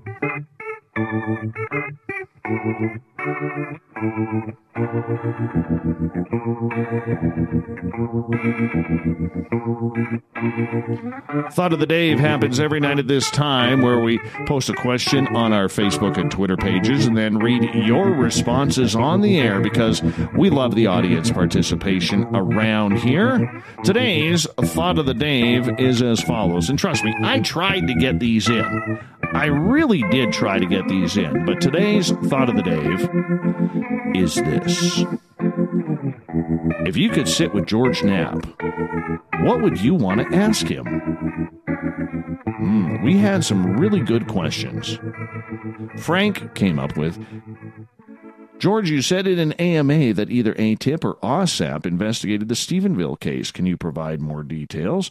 Why is TTSA only talking specifically about one case that happened before ATIP was formed? Heavy. Going for it right there, Frank. Matthew, has anything ever been sensationalized? What is George Knapp most proud of? What does Mr. Knapp wish he could continue to study and explore? Well, I think we learned tonight that he's one of us. He's like a UFO nut. Just can't say that publicly on the air. We can here, though. Heidi in the UK says she would ask Mr. Knapp, does he have anything that has ever been told to him that he is unable to divulge, or that he feels would change the course of human history if it was divulged? Oh, I think we found that up tonight, that he's holding on to some pretty serious goods. Pretty serious goods. But in the professionalism that he has, he will not release it. Catherine, what is the most indisputable, mind-altering information you know? Something that proves beyond a doubt the stories you've been told. I think with a guy like George Knapp, we learned a lot tonight in this interview, and I think we learned that he does a lot of studying. He doesn't care how long it takes to get the story, but in that true investigative journalist way, not the fake type that certain people use in this community, that there is no timelines. It's about getting the story right rather than getting the information out there just because you can. That's old school thinking right there. Marty, believe it or not, George and I would be so busy talking about the upcoming Raiders NFL draft options, we wouldn't get to any other subject before the time was up. And here I thought you would talk about your Vegas Golden Knights heading into the playoffs. Again. I don't think that's ever happened in a long time in the NHL, where an expansion team makes the playoffs in their first 2 seasons. I'd have to look that one up. Me being a hockey geek, I think I should know that, but I don't. Kevin. Yeah, I'm not asking that one. Uncle Dale and his power stash. What have we learned, and what should we be learning? From Art Bell. Good question, because George Knapp and Art Bell were very, very good friends. Very good friends. They went back 30 years. Media members are tight for the most part. They all know who each other are. They all know their little quirks. They all know the egos. They know everything. But the one thing they will do is go for a drink with each other. Gabe, can you tell me something that happened at the Skinwalker Ranch that you've never told anyone? Yeah, I apologize about that. I tried to get into the Skinwalker Ranch, but we were so heavily invested into the To the Stars Academy tonight and other topics with George Knapp that I literally had to edit out the entire Skinwalker Ranch questions that I had. The next time we get him on, if we're fortunate enough to do that, I will get into Skinwalker Ranch because there's some important questions that need to be asked there. Robin wants to know if George has ever been to a Tim Hortons. I don't know. That's a good question, though. I'd share an ice cap with him. Kelly, I would ask George if Bob Lazar is just a guy who is covering for the real person who all of this happened to. Also, if that real person is the possible source. Wow, there's a lot of tinfoil on that. Kelly's wearing tinfoil in his beard with that one. He's got a good beard. Andrew gets the last word. If I could ask George Knapp a question, I would ask him, what do you think about the UFOs, paranormal activity, and Bigfoot, Dogman, all have in common at the same exact place and or time of events occurring all over the United States? Canada too, man. And the UK, Australia, it's happening everywhere. But that's a darn good question. We want to say a big thank you to Captain Shirk for keeping us all up to date on the SOR News Wire, which can be found at spacedoutradio.com by clicking on the news tab. All of our news is brought to you by Paranoia Magazine. We also want to say a big thank you to Mr. George Knapp from KLAS TV, Channel 8 in Las Vegas, for coming on in 2.5 hours of great radio tonight. This is one you're going to want to find in our archives at youtube.com/Spaced Out Radio. Heck, even I'm going to listen to this one again. I have to. I know I missed something. And you should too. Make sure you hit that subscribe button. Tomorrow night on the show, oh yes, I know all of you will be excited for this, especially the Twitter crowd. We're going to hit peak woo. And we're going to hit it very, very quick because our Keith Andrews is back with the ET Connection. You have an ET question, just come into our chat room on Spreaker, join the SOR Space Travelers Club on Facebook, Revolution Radio, or hit us up on Twitter at #SpacedOutRadio. We will get to your question. Or try to. Put it in capital letters for me so I can read it properly. 9:06 Pacific, 12:06 a.m. Eastern at spacedoutradio.com. We got Mr. Ron Bumblefoot THAL rocking in the background with Little Brother is Watching. Bumblefoot is the official music of Spaced Out Radio, rocking us in and out of every single show. Get your horns up for the guitar god himself. Once again, a special thank you to everyone listening in at home, in your cars, at work, in our chat rooms, wherever you may be. Please remember, this show is copyright by Spaced Out Radio and SOR Media Ventures Limited. Thank you so much for telling your friends, doing your part to make us bigger and better every single night. Because together, my friends, let me hear you say it. I know you're out there somewhere. We own the night. I will talk to you in 21 hours from now. We're going to head into the weekend with one more show. Mr. Bumblefoot, we need a favor.